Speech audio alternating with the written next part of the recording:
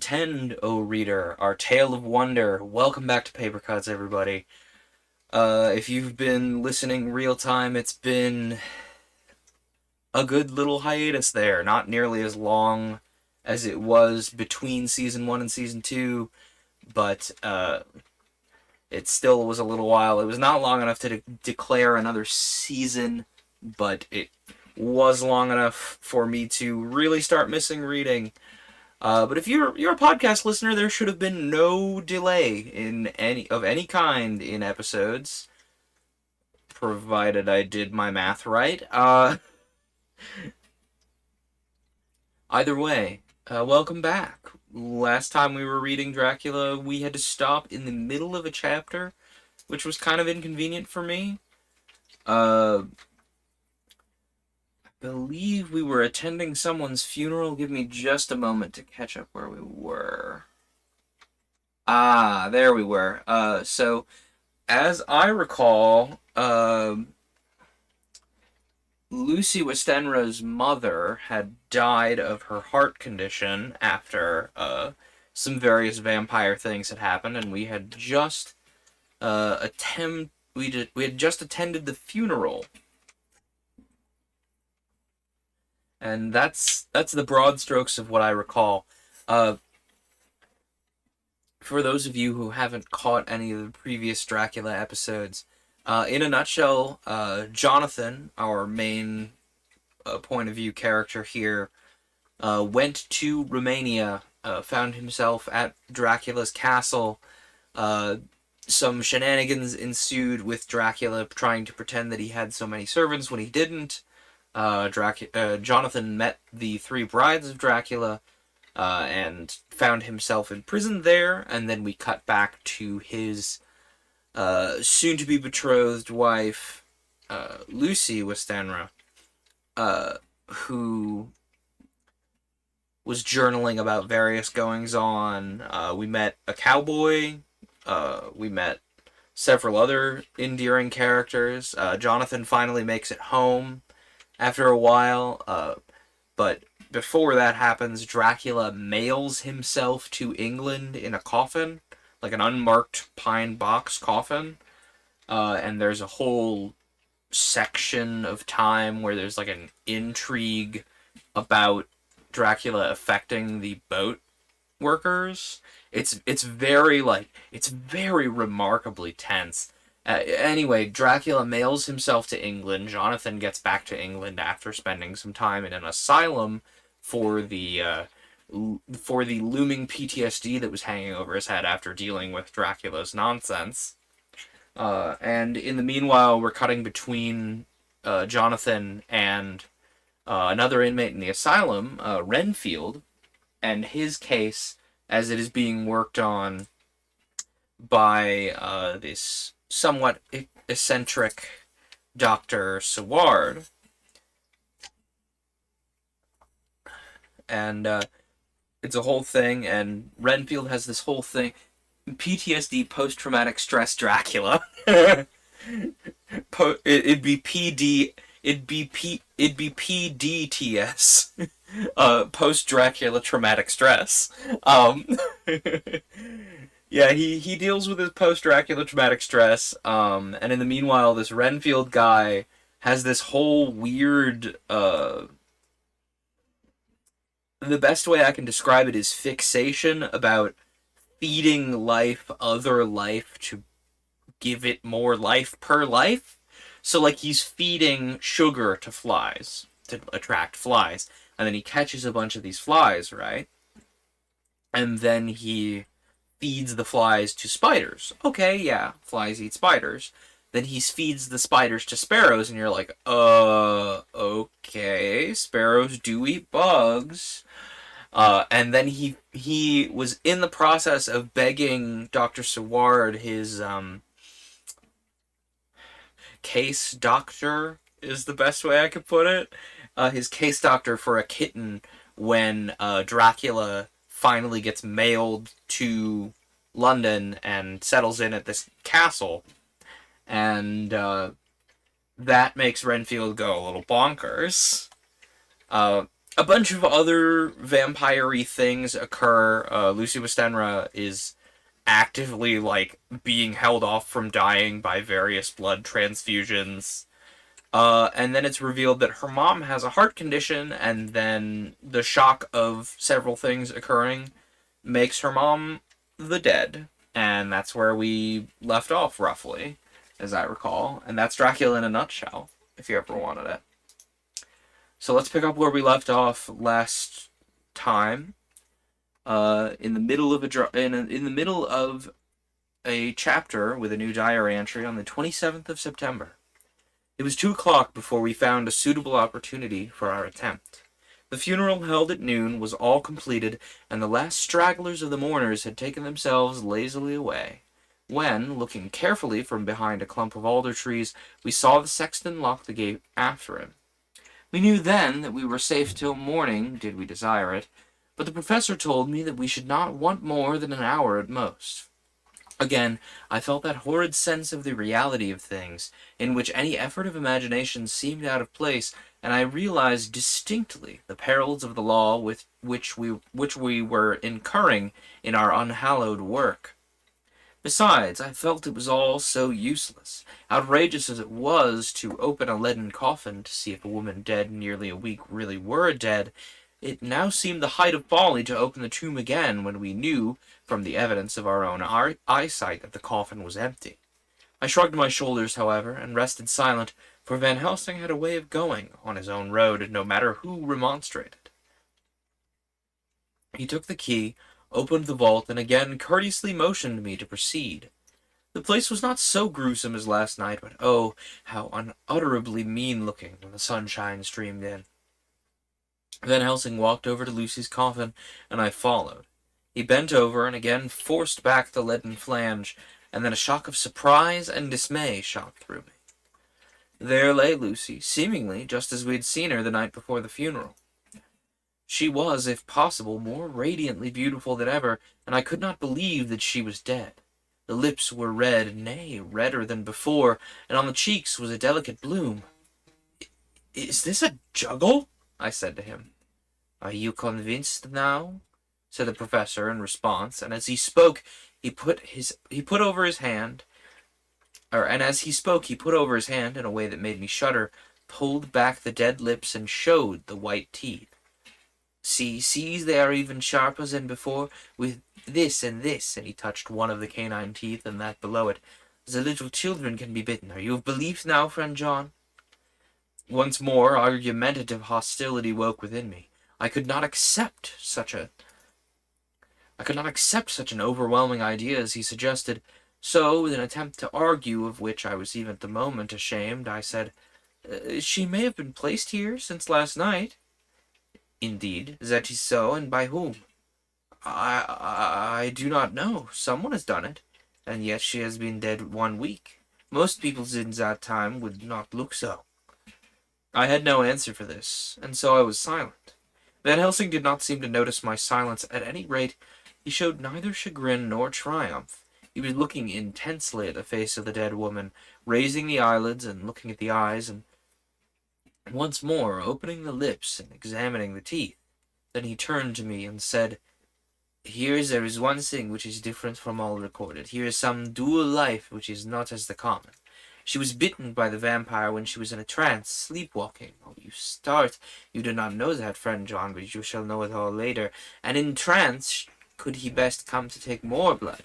In trance she died, and in trance she is undead, too. So it is that she differs from all other. Usually when the undead sleep at home." As he spoke, he made a comprehensive sweep of his arm to designate what to a vampire was home. "Is their face shows what they are, but it is so sweet that was when she was not undead, she goes back to the nothing of the common dead.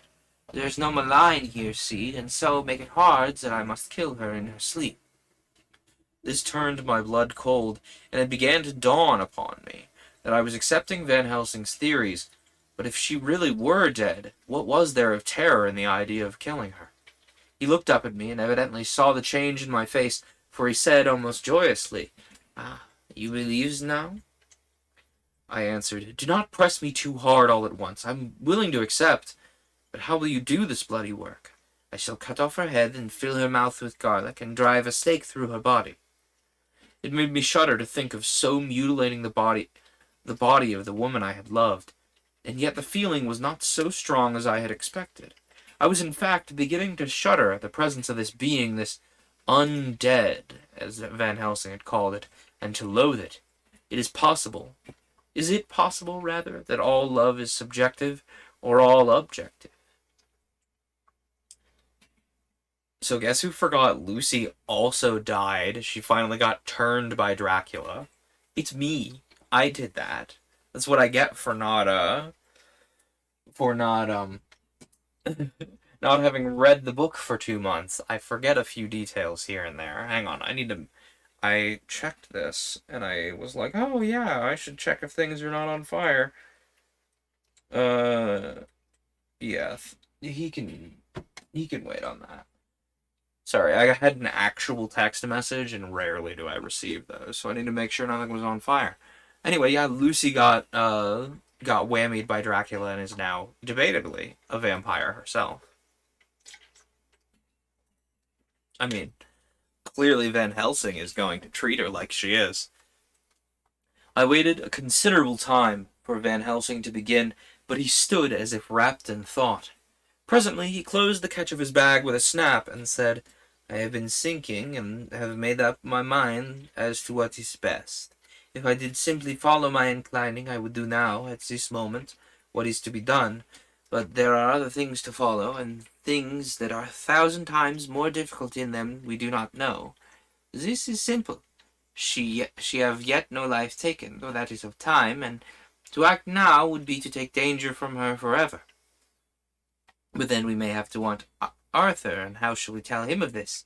If you, who saw the wounds on Lucy's throat, and saw the wounds so similar on the child's at the hospital, if you, who saw the coffin empty last night and full today with a woman who had not changed, only to be more rosy and more beautiful in a whole week after she died, if you know of this, and know of the white figure last night that brought the child to the churchyard, and yet of your own senses you did not believe, how then can I expect Arthur, who know none of these things, to believe? He doubted me when I took him from her kiss when she was dying. I know he's forgiven me because in some mistaken idea I have done things that prevent him to say goodbye as he ought. And he may think that in some more mistaken idea this woman was buried alive, and that in most mistake of all we have killed her. He will then argue back that it is we mistaken ones that have killed her by our ideas, and so he will be much unhappy always. Yet never can he be sure, and that is the worst of all. And he'll sometimes think that she he loved was buried alive, and that will paint his dreams with horrors of what she must have suffered. And again he will think that we may be right, and that his so beloved was after all an undead. No, no, I told him once, and since then I have learned much. And now, since I know it is all true, 100,000 times more do I know that he must pass through the bitter waters to reach the sweet. He, poor fellow, must have 1 hour that makes the very face of heaven grow black to him. Then we can act for good all round and send him peace. My mind is made up. Let us go. You return home tonight to your asylum, and see that all be well. As for me, I shall spend the night here in this churchyard in my own way. Tomorrow night you will come to me at the Berkeley Hotel at the 10 of the clock. I shall send for Arthur to come too, and also that so fine young man of America that gave his blood. Later we shall all have work to do. I come with you so far as Piccadilly, and there dine, for I must be back here before the sun set. So we locked the tomb and came away, then got over the wall of the churchyard, which was not much of a task, and drove back to Piccadilly. Okay, so Arthur is not the cowboy we met. I was doing a cowboy voice for Arthur, for a good episode there, a while back. Turns out the cowboy is a separate character from Arthur. The cowboy is the other guy who did the blood transfusion. Oops. I can read.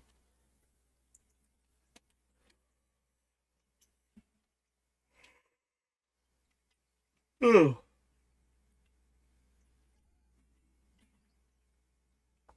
I usually remember to stretch my face so I'm not yawning.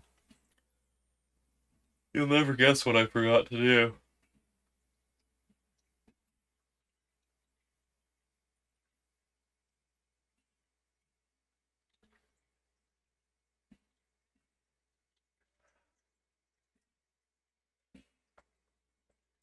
Ugh. Alright, that'll do. A note left by Van Helsing in his portmanteau, Berkeley Hotel, directed to John Seward, M.D. Not delivered. On the 27th of September. Friend John, I write this in case anything should happen. I go alone to watch in that churchyard. It pleases me that the undead Miss Lucy shall not leave tonight, so that on the morrow night she may be more eager. Therefore I shall fix some things she likes not, garlic and a crucifix, and so seal up the door of the tomb. She's young as undead, and will heed them. Moreover, these are only to prevent her coming out. They may not prevail on her wanting to get in, for then the undead is desperate, and must find the line of least resistance, whatsoever it may be.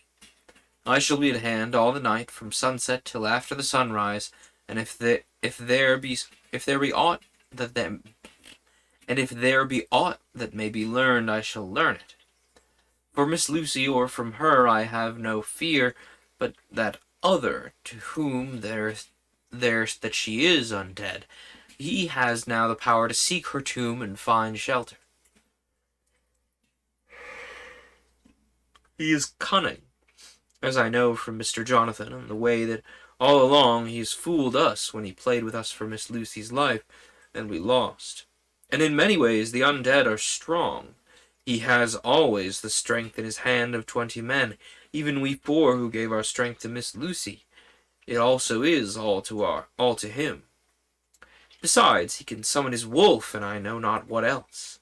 So if it be that he comes thither on this night, he shall find me, but none other shall, until it be too late. But it may be that he will not attempt this place. There is no reason why he should. His hunting ground is more full of game than the churchyard where the undead woman sleeps, and the one old man watches. Therefore I write in this case. Take the papers that are with this, the diaries of Harker and the rest, and read them, then find this great undead, and cut off his head, and burn his heart, or drive a stake through it, so that the world may rest from him. If it be so, farewell, Van Helsing. Dr. Seward's diary, on the 28th of September. It is wonderful what a good night's sleep will do for one. Yesterday I was almost willing to accept Van Helsing's monstrous ideas, but now they seem to start out lurid before me, as outrages on common sense. I have no doubt that he believes it all. I wonder if his mind can have become in any way unhinged. Surely there must be some rational explanation of all the mysterious things. Is it possible the professor can have done it himself? He is so abnormally clever, after all, that if he went off his head, he would carry out his intent with regard to some fixed idea in a wonderful way. I'm loath to think it, and indeed it would be almost as great a marvel as the other to find that Van Helsing was mad, but anyhow I shall watch him carefully. I may get some light on the mystery. The 29th of September, in the morning. Last night, at a little before 10 o'clock, Arthur and Quincy came into Van Helsing's room. He told us all that he wanted to do, but especially addressing himself to Arthur, as if all our wills were centered in his. He began by saying that he hoped we could all come with him too, for, he said, there is a grave duty to be done there. You were doubtless surprised at my letter? This query was directly addressed to Lord Godalming. Okay, Quincy Morris is the cowboy. We gotta remember that. Anyway, I was. It rather upset me for a bit. There has been so much trouble around my house of late that I could do without any more. I have been curious, too, as to what you mean. Quincy and I talked it over, but the more we talked, the more puzzled we got. Till now, I can say for myself that I'm about up a tree as to any meaning about anything. Well, me too, said Quincy Morris laconically. Oh, then you are near the beginning, said the professor. Both of you. Then friend John here, who has a long way to go before he can even get so far as to begin." It was evident that he recognized my return to my old doubting frame of mind without my saying a word. Then, turning to the other two, he said with intense gravity, "I want your permission to do what I think good this night. It is, I know, much to ask. And when you know what it is I propose to do, you'll know, and only then, how much. Therefore, may I ask you that you promise me in the dark, so that afterwards, though you may be angry with me for a time, I must not disguise from myself the possibility that such may be you shall not blame yourselves for anything." "Yeah, well, that's frank, anyhow. I'll answer for the professor. I don't quite see his drift, but I swear he's honest. That's good enough for me," Quincy broke in. "I thank you, sir," said Van Helsing proudly. "I've done myself the honor of counting you one trusting friend, and such endorsement is clear to me." He held out a hand, which Quincy took, but then Arthur spoke out. "Dr. Van Helsing, I don't like to buy a pig in a poke, as they say in Scotland, and if it be anything in which my honor as a gentleman or my faith as a Christian is concerned, I cannot make such a promise. If you can assure me that what you intend does not violate either of those two, then I give my consent at once, though for the life of me I cannot understand what you're driving at." "I accept your limitation," said Van Helsing, "and all I ask of you is that if you feel it necessary to condemn any act of mine, you'll first consider it well and be satisfied that it does not violate your reservations." "Agreed," said Arthur. That is only fair. And now that the pourparlers are over, may I ask what it is we are to do?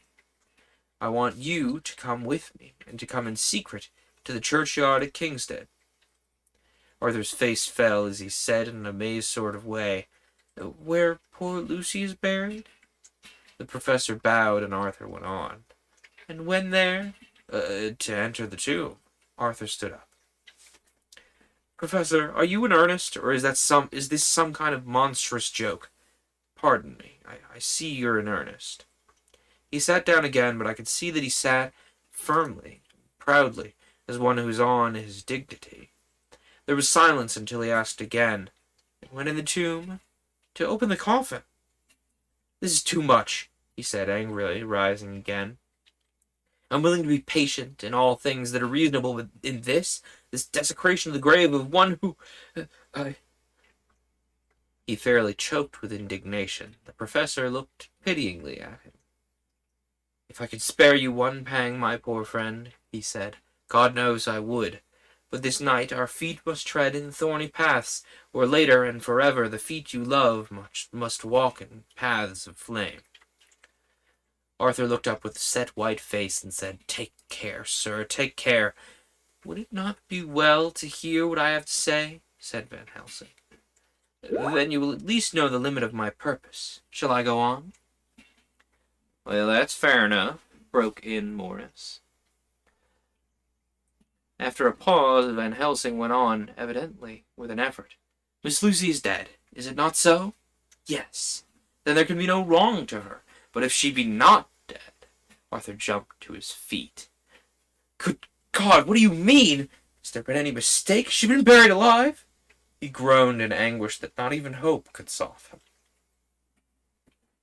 I'm going to mute something so that I don't get any more Skype notifications. I closed Skype, but Skype did that lovely little thing it does where it doesn't actually close the program, it just hides it away from your view, so there's no window, but it's still running, so I still get notifications. It's like, no, I should be marked as away because I'm reading. But no, that'd be too easy for Skype. Anyway, Arthur was groaning in anguish that not even any hope could soften. "I did not say she was alive, my child. I didn't think it. I go no further than to say that she might be undead." "Undead? Not alive? What do you mean? Is this all a nightmare, or what is it?"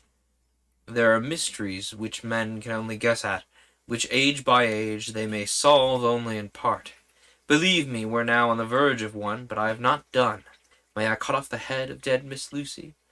"Heavens and earth, no!" cried Arthur in a storm of passion. Not for the wide world will I consent to any mutilation of her dead body. Van Helsing, you try me too hard. What have I done to you, dear doctor, that you should torture me so? What, what did that poor, sweet girl do that you should want to cast such dishonor on her grave? Are you mad that you speak such things, or am I mad to listen to them? Don't you dare to think more of such desecration. I shall not give my consent to anything you do. I have a duty to do in protecting her grave from outrage, and by God I shall do it. Van Helsing rose up from where all the time he had been seated, and said, gravely and sternly, "My Lord Godalming, I too have a duty to do, a duty to others, a duty to you, a duty to the dead, and by God I shall do it. All I ask you now is that you come with me, that you look and listen, and if when later I make the same request, you do not be more eager for its fulfillment even than I am, then I shall do my duty, whatever it may seem to me. Then, to follow of your lordship's wishes, I shall hold myself at your disposal to render an account to you where and when you will." His voice broke a little, and he went on with a voice full of pity. "But I beseech you, do not go forth in anger with me. In a long life of acts which were often not pleasant to do, and which sometimes did wring my heart, I have never had so heavy a task as now. Believe me that if the time comes for you to change your mind toward me, one look from you would wipe away all this so sad hour, for I would do what a man can to save you from sorrow. Just think, for why should I give myself so much of labor and so much of sorrow? I've come here from my own land to do what I can of good, at the first to please my friend John, and then to help a sweet young lady whom, too, I came to love. For her, well, I am ashamed to say so much, but I say it in kindness, I gave what you gave, the blood of my veins, I gave it. I, who was not like you, her lover, but only her physician and her friend, I gave to her my nights and my days, before death, after death, and if death can do her good even now, when she is dead undead, she can have it freely." He said this with a very grave, sweet pride, and Arthur was much affected by it. He took the old man's hand, and said in a broken voice, "Oh, it's hard to think of it, and I cannot understand, but at least I shall go with you, and wait." Alright, chapter 16. Let me get a little wetter here.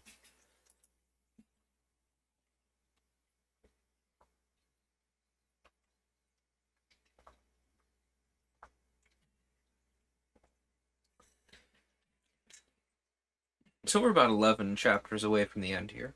Noted. If I've done my math right. Yeah, 11 chapters. You think we could push for those 11 chapters? Let's see. It's been a little while. But I think I'm going to try, and we'll see where we get.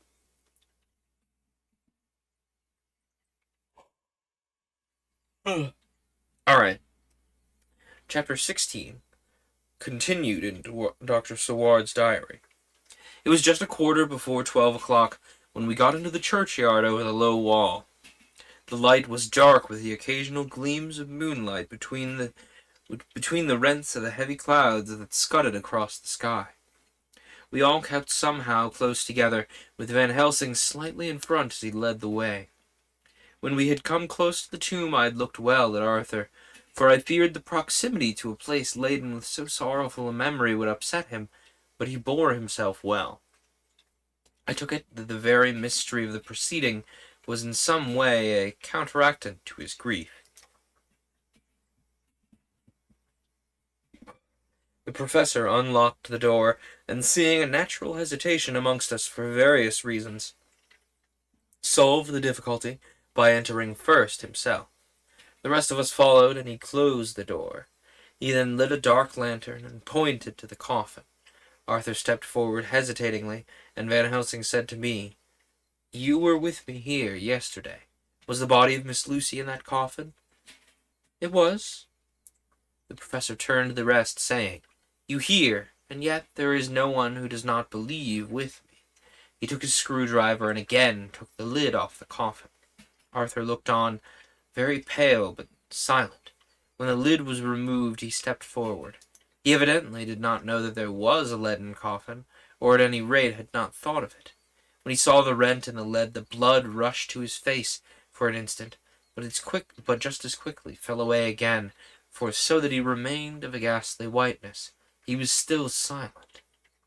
Van Helsing forced back the leaden flange, and we all looked in and recoiled. The coffin was empty. For several minutes no one spoke a word. The silence was eventually broken by Quincy Morris. "Now, Professor, I answered for you. Your word's all I want. I wouldn't ask such a thing ordinarily. I wouldn't so dishonor you as to imply a doubt, but this is a mystery that goes beyond any honor or dishonor. Is this your doing?" "I swear to you, by all that I hold sacred, I have not removed nor touched her. What happened was this. 2 nights ago, my friend Saward and I came here, with good purpose, believe me. I opened that coffin, which was then sealed up, and we found it, as now, empty. We then waited, and saw something white come through the trees. The next day we came in here daytime, and she lay here. Did she not, friend John?" "Yes." "That night we were just in time. One more so small child was missing, and we find it, thank God, unharmed amongst the graves. Yesterday I came here before sundown, for at sundown the undead can move. I waited here all the night till the sun rose, but I saw nothing. It was most probable that it was because I had laid over the clamps of those doors garlic, which the undead cannot bear, and other things which they shun.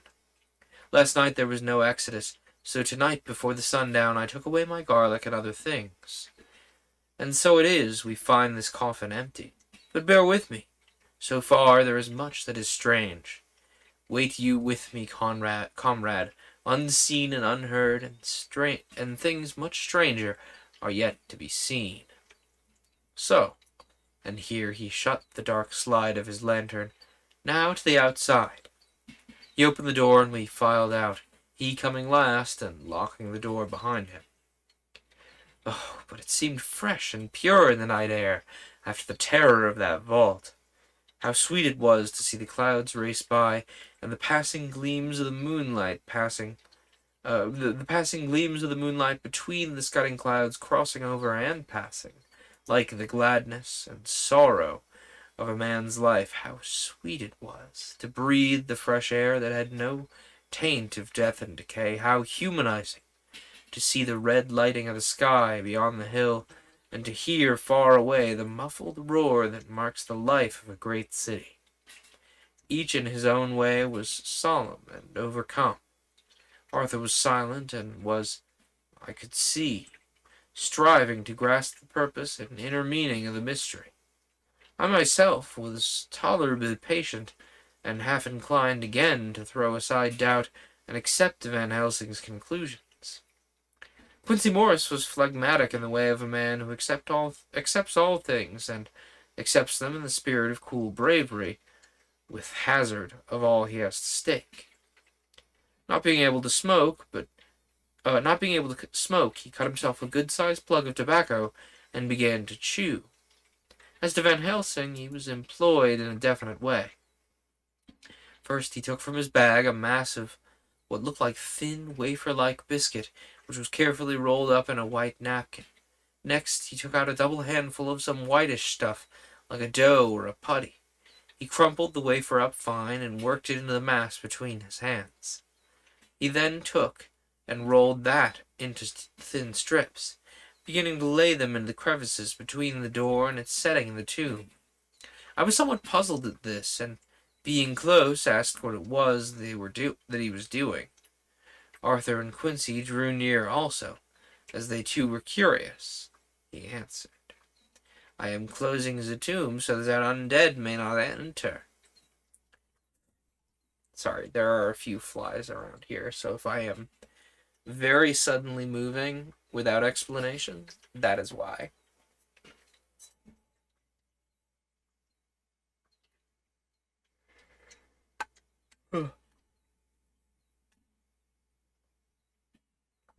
I have a fly trap out and everything.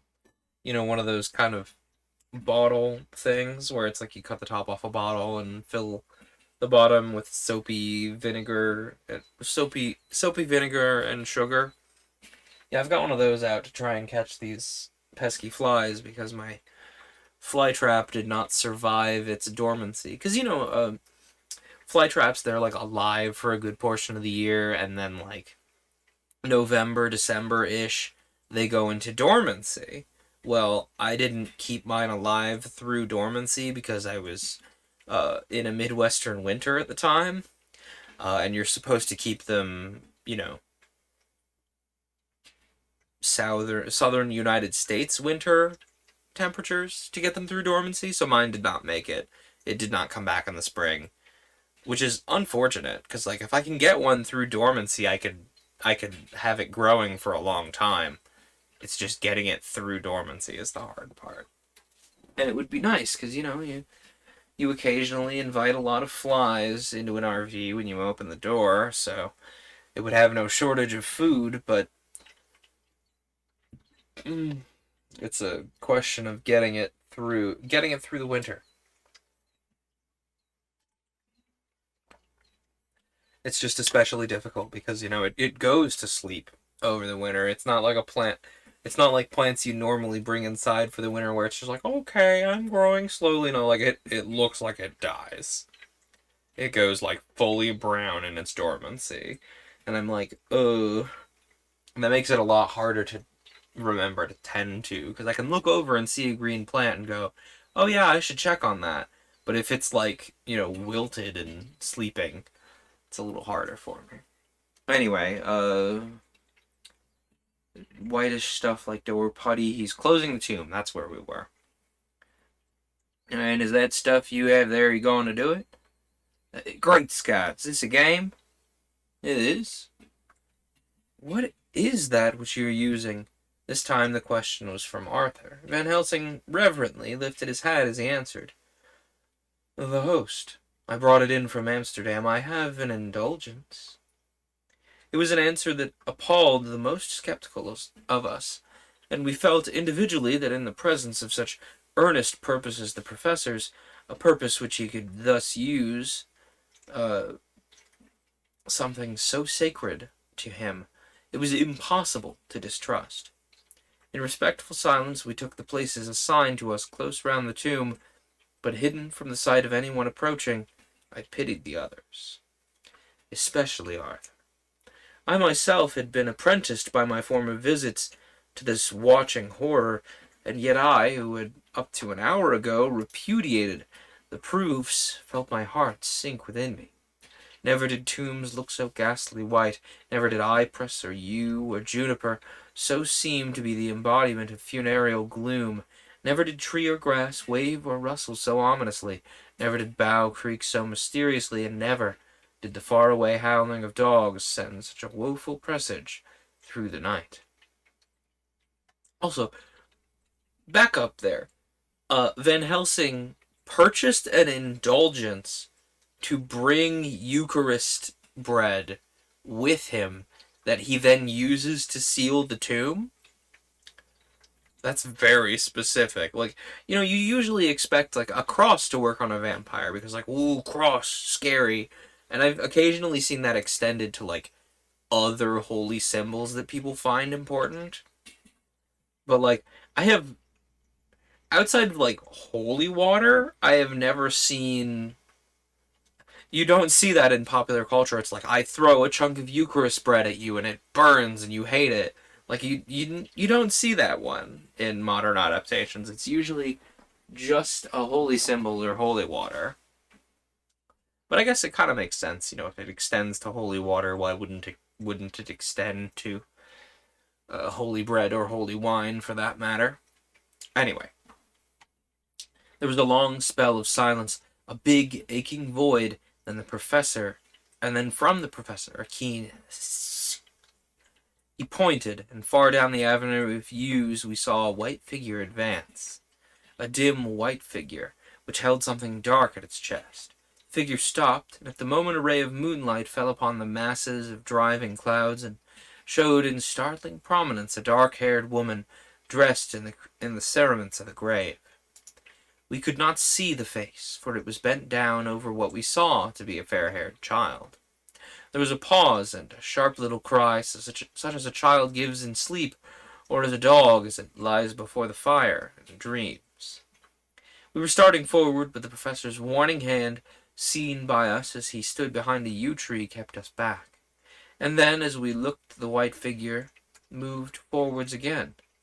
It was now near enough for us to see clearly, and the moonlight still held. My own heart grew cold as ice. I could hear the gasp of Arthur as we recognized the features of Lucy Westenra. Lucy Westenra, but yet, how changed. The sweetness was turned to adamantine, heartless cruelty, and the purity to voluptuous wantonness. Van Helsing stepped out, and, obedient to his gesture, we all advanced too. The four of us ranged in a line before the door of the tomb. Van Helsing raised his lantern and drew the slide. By the concentrated light that fell on Lucy's face, we could see that her lips were crimson with fresh blood, that the stream had trickled over her chin and stained the purity of her lawn death robe. We shuddered with horror. I could see by the tremulous light that even Van Helsing's iron nerve had failed at this. Arthur was next to me, and if I had not seized his arm and held him up, he would have fallen. When Lucy, I call the thing that was before us Lucy because it bore her shape, saw us, she drew back with an angry snarl, such as a cat gives when taken unawares. Then her eyes ranged over us. Lucy's eyes in form and color, but Lucy's eyes unclean and full of hellfire instead of the pure, gentle orbs we knew. At that moment, the remnant of my love passed into hate and loathing. Had she then to be killed, I could have done it with savage delight. As she looked, her eyes blazed with unholy light, and the face became wreathed with a voluptuous smile. Oh God, how it made me shudder to see it! With a careless motion, she flung to the ground, callous as a devil, the child that, up to now, she'd clutched strenuously to her breast, growling over it as a dog growls over a bone. The child gave a sharp cry and lay there, groaning. There was a cold-bloodedness in the act which wrung a groan from Arthur. When she advanced to him with outstretched arms and a wanton smile, he fell back and hid his face in his hands. She still advanced, however, and with a languorous, voluptuous grace, said, "Come to me, Arthur. Leave these others and come to me. My arms are hungry for you. Come, and we can rest now together. Come, my husband, come." There was something diabolically sweet in her tones, something of the tingling of glass when it struck, which rang through the brains even of us who had heard the words addressed to another.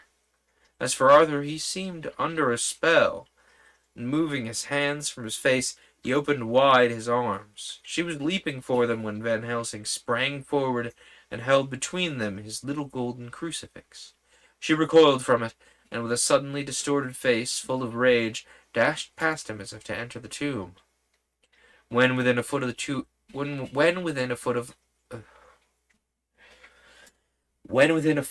of the door, however, she stopped as if arrested by some irresistible force. Then she turned, and her face was shown in the clear burst of moonlight, and by the lamp which had now no quiver from Van Helsing's iron nerves. Never did I see such baffled malice on a face, and never, I trust, shall such ever be seen again by mortal eyes. The beautiful color became livid, the eyes seemed to throw out sparks of hellfire, the brows were wrinkled as though the folds of the flesh were coils of Medusa's snakes, and the lovely blood-stained mouth grew to an open square, as in the passion masks of the Greeks and the Japanese. If ever a face meant death, if looks could kill, we saw it at that moment. And so, for a full half-minute, which seemed like an eternity, she remained between the lifted crucifix and the sacred closing of her means of entry. Van Helsing broke the silence by asking Arthur, "Answer me, O my friend. Am I to proceed in my work?" Arthur threw himself on his knees and hid his face in his hands as he answered, "Do as you will, friend, do as you will. There's no horror like this, ever any more." And he groaned in spirit, Quincy and I simultaneously moved towards him and took his arms.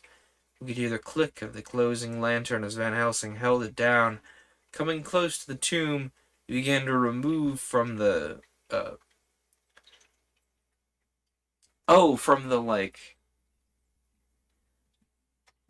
crack in the door. Sorry, I misread that word, and I was like, what? He began to remove from the what?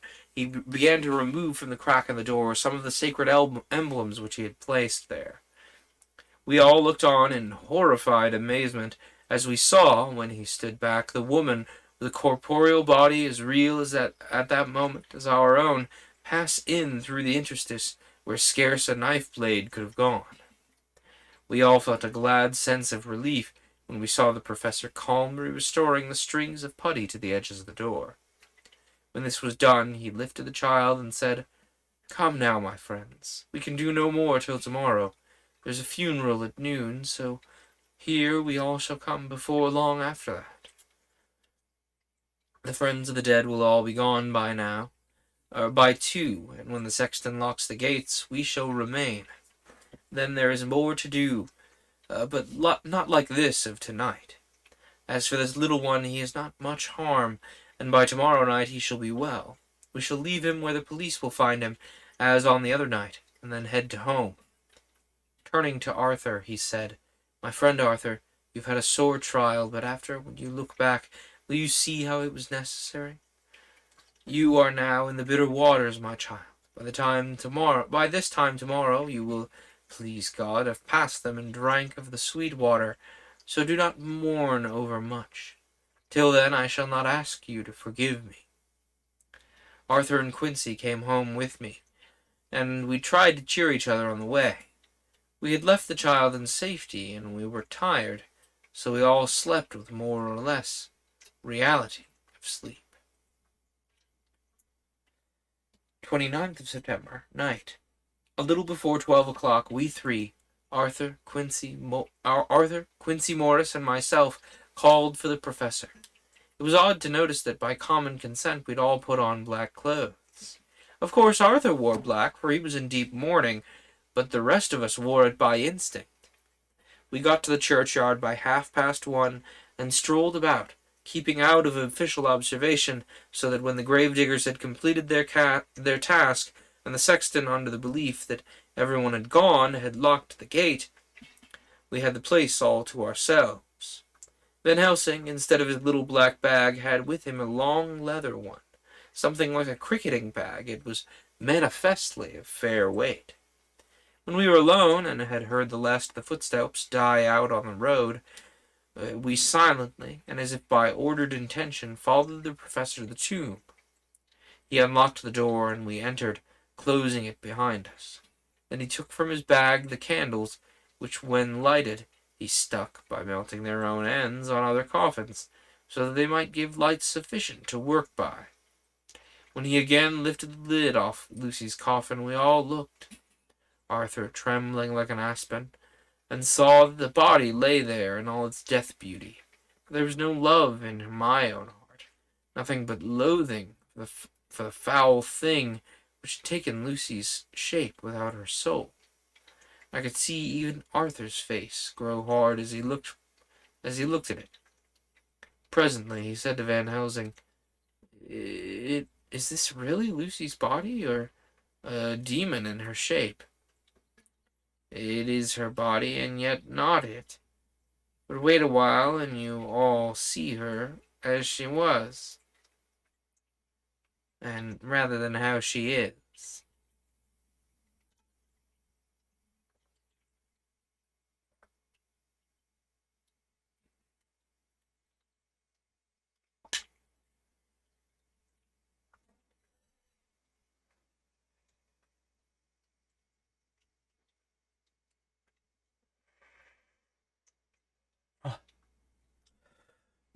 She seemed like a nightmare of Lucy as she lay there, the pointed teeth, the blood-stained, voluptuous mouth, which it made one shudder to see, the whole carnal and unspiritual appearance, seeming like a devilish mockery of Lucy's sweet purity. Van Helsing, with his usual methodicalness, began taking the various contents from the bag, and making them ready for use. First, he took out a soldering iron and some plumbing solder, and then a small oil lamp, which gave out, when lit in the corner of the tomb, gas which burned at a fierce heat with a blue flame. Then his operating knives, which he placed to hand, and at last around a wooden stake, some 2.5 or 3 inches thick, and about 3 feet long. On one end it was hardened by charring in the fire, and sharpened to a very fine point. With this stake came a heavy hammer, such as in households is used in the coal cellar for breaking the lumps. To me, a doctor's preparation for work are of any kind are stimulating and bracing, but the effect of these things on both Arthur and Quincy was to cause them a sort of consternation. They both, however, kept their courage, and remained silent, quiet. When all was ready, Van Helsing said, "Before we do anything, let me tell you this. It is out of the lore and experience of the ancients, and all those who have studied the powers of the undead. When they become such, there comes with the change the curse of immortality. They cannot die, but must go on, age after age, adding new victims, and multiplying the evils of the world. For all that die from the preying of the undead become themselves undead, and prey on their kind. And so the circle goes on, ever widening like the ripples from a stone thrown in the water. Friend Arthur, if you had met that kiss which you know of that kiss of which you know before poor Lucy had died, or again last night when you opened her arms to her, you would, in time, when you had died, have become Nosferatu, as they call it in Eastern Europe, and would all time make more of those undeads that so have filled us with horror. The career of this so unhappy dear lady is what just begun. Those children whose blood she drained are not as yet so much the worse, but if she lives on undead, more and more they lose their blood, and by her power over them, rather, they come to her, and so she draws their blood with that so wicked mouth. But if she die in truth, then in all cases the tiny wounds of the throats disappear, and they go back to their plays, unknowing of what has been. But of the most blessed of all, when this now undead is made to rest as true dead, then the soul of the poor lady whom we love shall again be free, instead of working wickedness by night, and growing more debased in the assimilating of it by day.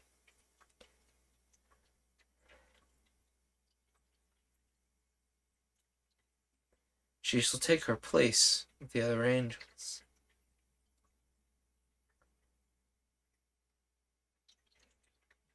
So that, my friend, it will be a blessed hand for her that shall strike the blow which sets her free. To this I am willing, but is there none amongst us who has a better fight, a better right to do so?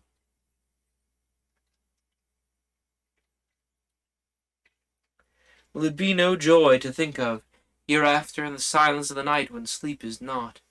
It was my hand that centered the stars, it was the hand of him that loved her best, the hand that all of she herself would have chosen, had it not been up to her, or had it,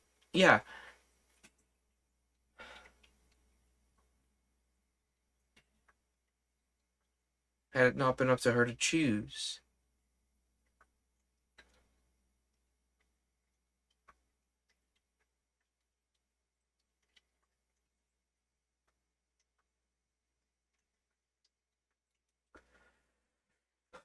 Sorry, lost my place there.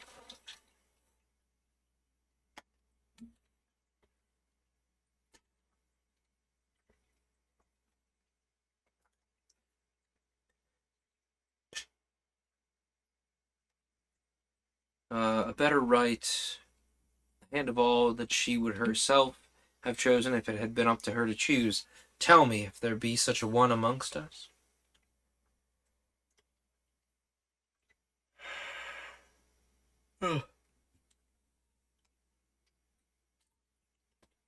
We all looked at Arthur. He saw, too, what we all did, the infinite kindness which suggested that his should be the hand which would restore Lucy to us as a holy and not unholy memory. He stepped forward and said bravely, though his hand trembled and his face was pale as snow, "My true friend, from the bottom of my broken heart I thank you. Tell me what I am to do, and I shall not falter." Van Helsing laid a hand on his shoulder and said, "Brave lad, a moment's courage and it is done. The stake must be driven through her. It will be a fearful ordeal, but be not deceived. It will be a fearful ordeal. Be not deceived in that, but it will only be a short time. Then you will rejoice more than your pain was great. From this grim tomb you will emerge as though you tread on air. But you must not falter when once you have begun. Only think that we, your true friends, are round you, and we pray for you all the time." "Go on. Tell me what I am to do." "Take this stake in your left hand, ready to place the point over the heart, then the hammer in your right. Then, when we begin our prayer for the dead, I shall read him, I have here the book, and others shall follow. Strike in God's name, so that all may be well with the dead that we love. The undead will simply pass away." Arthur took the stake and the hammer, and when once his mind was set on his action, his hands never trembled nor even quivered. Van Helsing opened his missal and began to read. Quincy and I followed as well as we could. Arthur placed the point over the heart, and as I looked I could see its dint in the white flesh. Then he struck with all his might.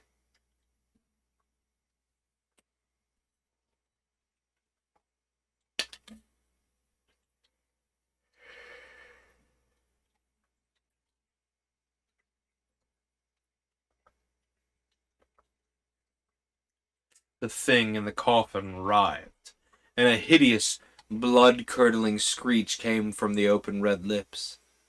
The body shook and quivered and twisted in wild contortions. The sharp white teeth champed together until the lips were cut, and the blood was smeared with a crimson foam. But Arthur never faltered.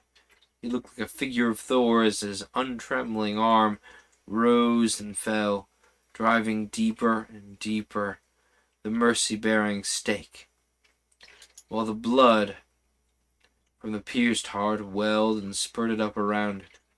His face was set, and high duty seemed to shine through it. The sight of it gave us courage so that our voices seemed to ring through the little vault. And then the writhing, quivering of the body became less, and the teeth seemed to champ, and the face to quiver.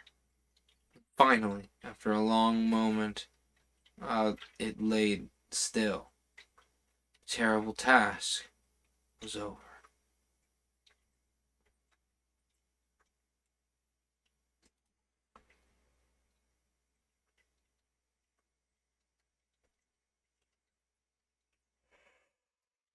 Oh.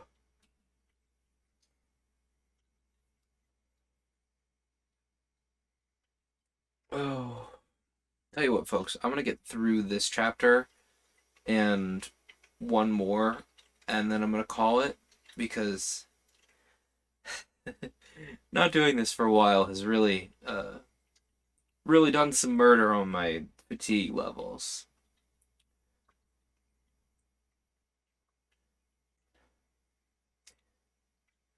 Anyway, the writhing and the quivering of the body became less, and the teeth seemed to champ and the face to quiver, but finally it lay still.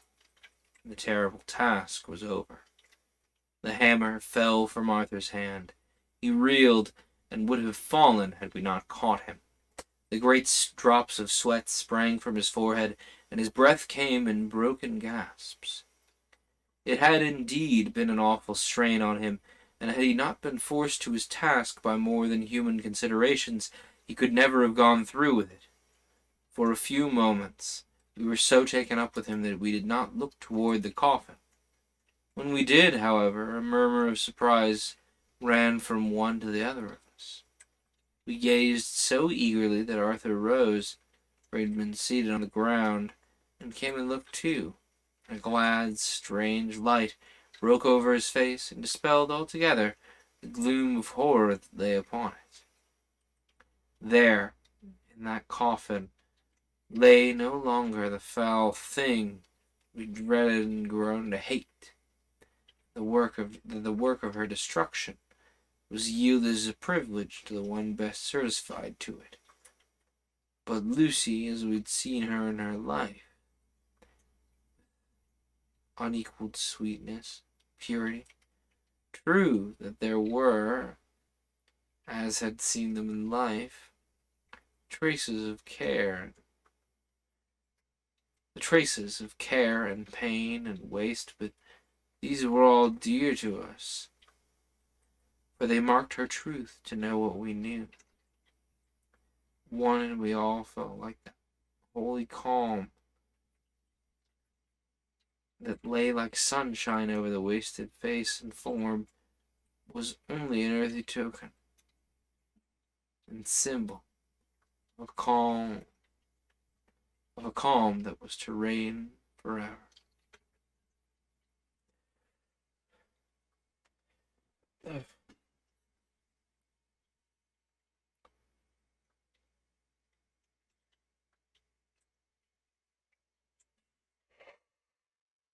Oh.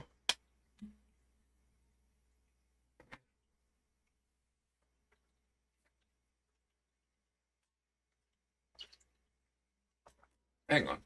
Let me adjust my position here.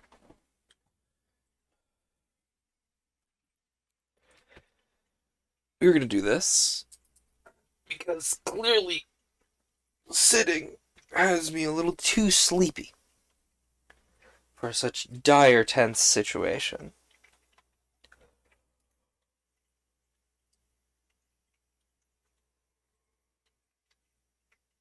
Ugh. Anyway.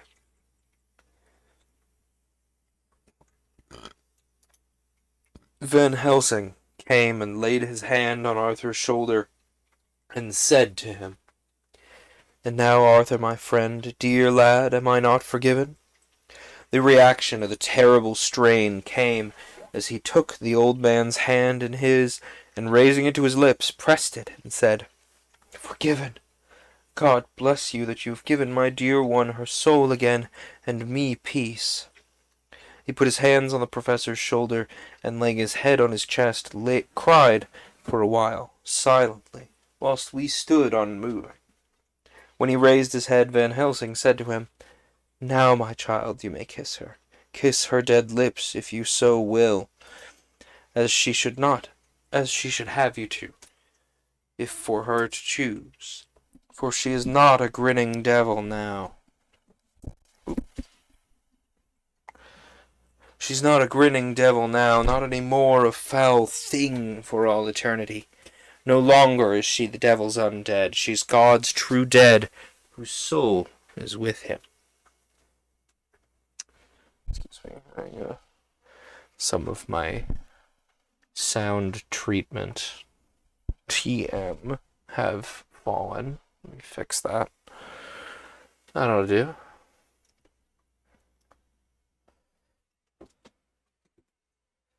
Arthur bent and kissed her, and then we sent him and Quincy out of the tomb. The professor and I sawed the top off the stake, leaving the point of it in the body. Then we cut off the head and filled the mouth with garlic. We soldered up the leaden coffin, screwed on the coffin lid, and gathering up our belongings, came away.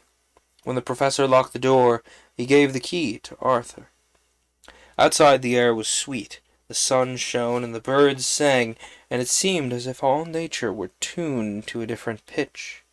There was gladness and mirth and peace everywhere, for we were at rest ourselves on one account, and we were glad, though it was with a tempered joy. Before we moved away, Van Helsing said, "Now, my friends, one step of our work is done, one the most harrowing to ourselves. But there remains a greater task, to find to find the author of this all our sorrow, stamp him out. I have clues with which we can follow, but it is a long task, and a difficult one. There's danger in it, and pain. Shall you not help me? We have learned to believe, all of us, is it not so? And since so, do we not see our duty?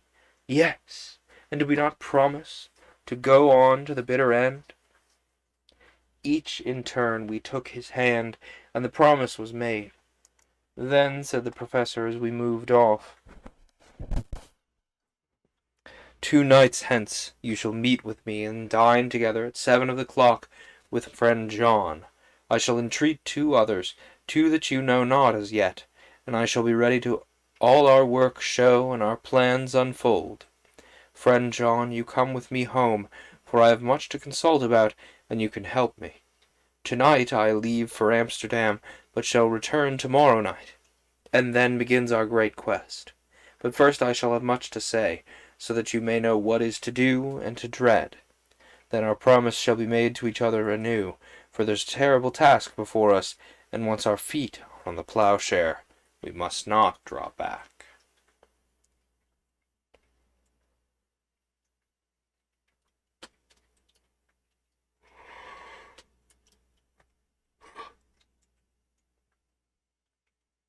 One moment. At least I got it for once. I have a bad habit of when I'm trying to squash flies, I catch them in the little like palm of my hand, and then when I open my hand, they just fly off. I'm like, very helpful, thank you. But not this time. I didn't just peek the heck out of the mic for no reason. For once, I actually got the fly. Anyway, let me get a drink of water.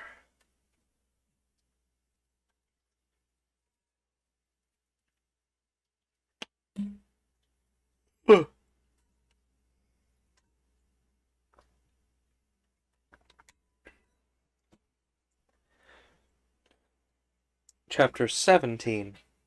Dr. Seward's diary continued. When we arrived at the Berkeley Hotel, Van Helsing found a telegram waiting for him. "Am coming up by train. Jonathan at Whitby. Important news. Mina Harker." The professor was delighted. "That wonderful Madam Mina, pearl among women. She arrives, but I cannot stay. She must go to your house, friend John. You must meet her at the station. Telegraph her en route, so that she may be prepared." When the wire was dispatched, he had a cup of tea.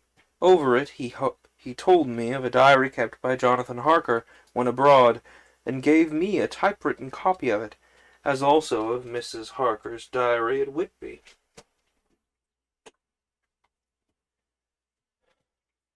Sorry.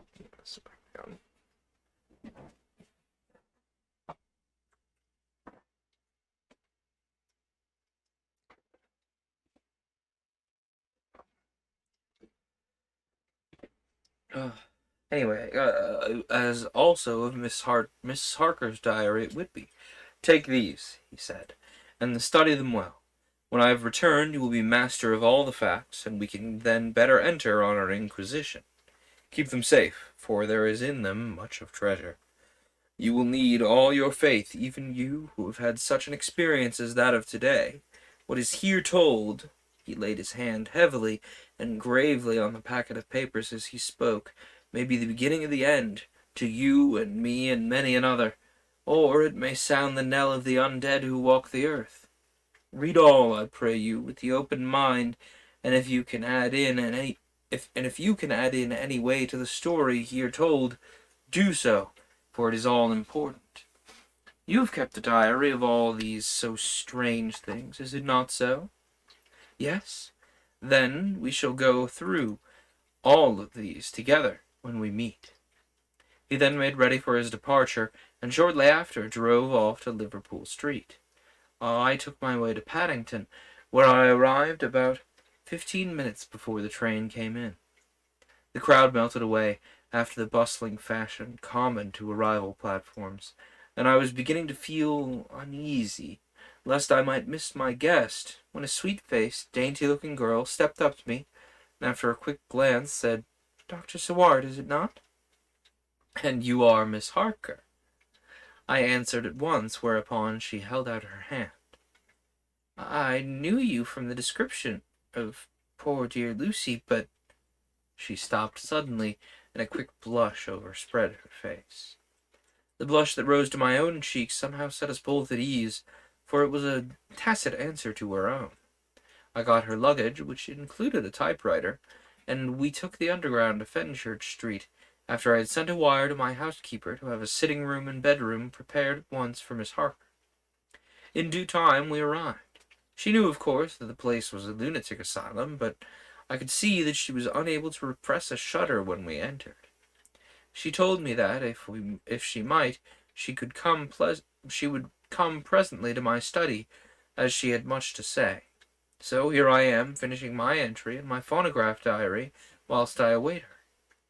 As yet I have not had the chance of looking at the papers which Van Helsing left with me, though they lie open before me. I must get her interested in something, so that I may have an opportunity of reading them. She does not know how precious time is, or what a task we have in hand. I must be careful not to frighten her. Here she is. Mina Harker's journal, 29th of September.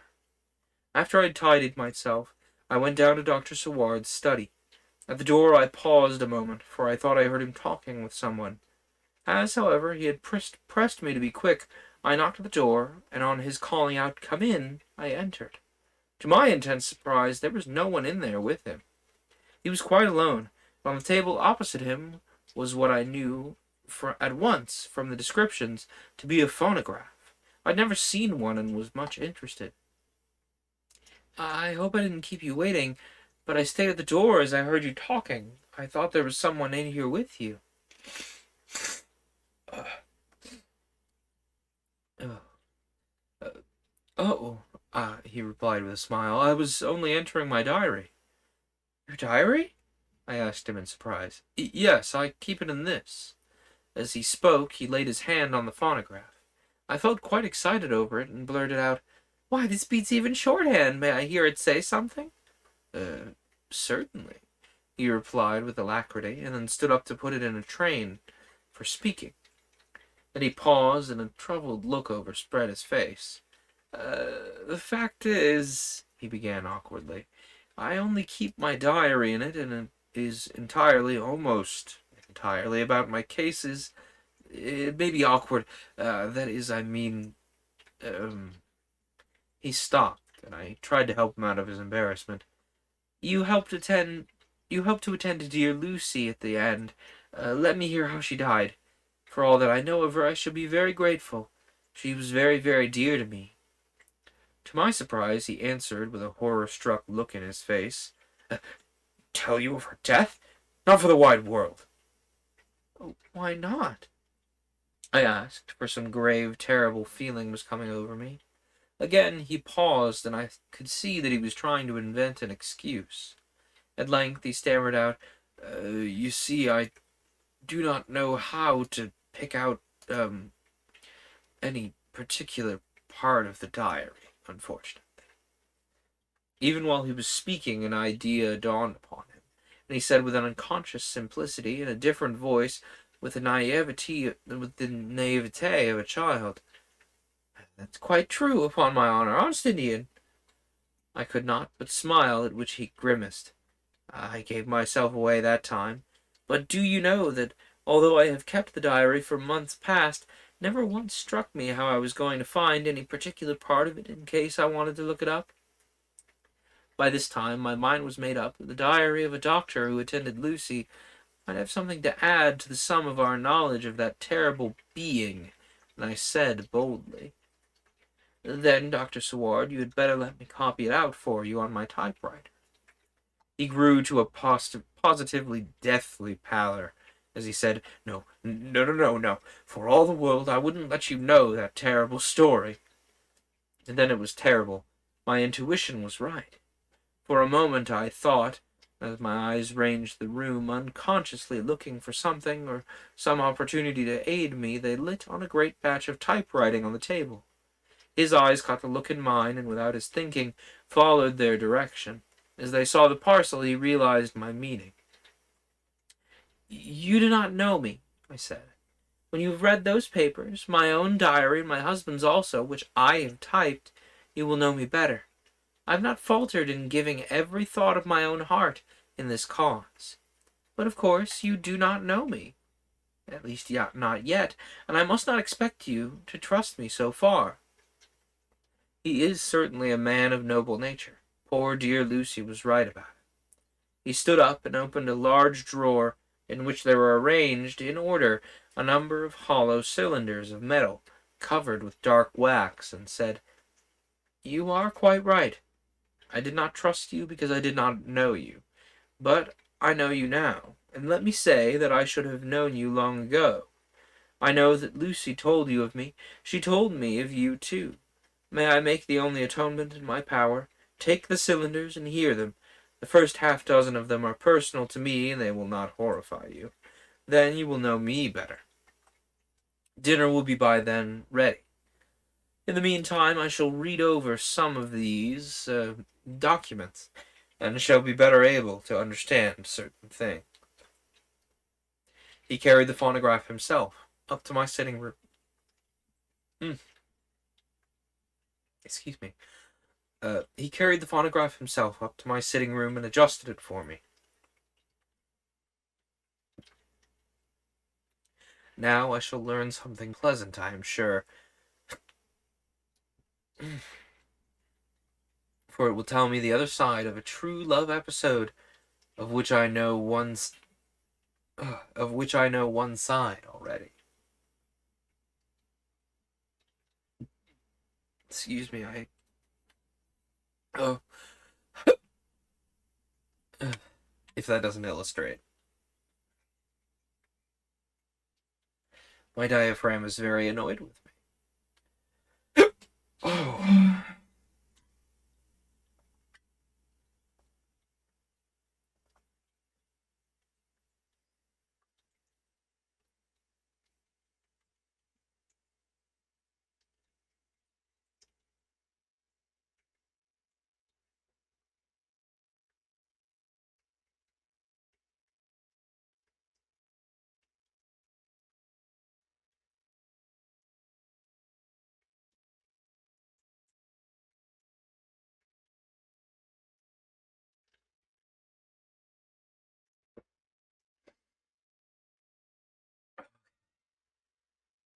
Held my breath for a time and drank some water. Let's hope that fixes it.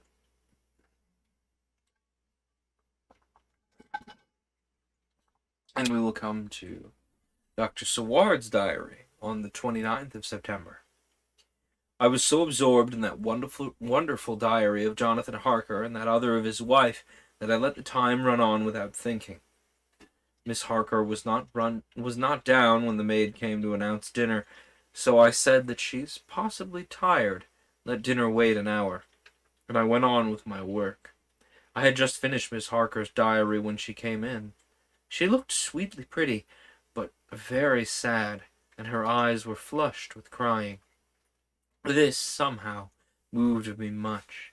Of late I have had cause for tears, God knows, but the relief of them was denied me, and now the sight of those sweet eyes brightened with recent tears, it went straight to my heart. So I said, as gently as I could, "I greatly fear I've distressed you." "Oh no, not distressed me, but I have been more touched than I can say by your grief. That is a wonderful machine, but it's cruelly true. It told me in its very tones the anguish of your heart.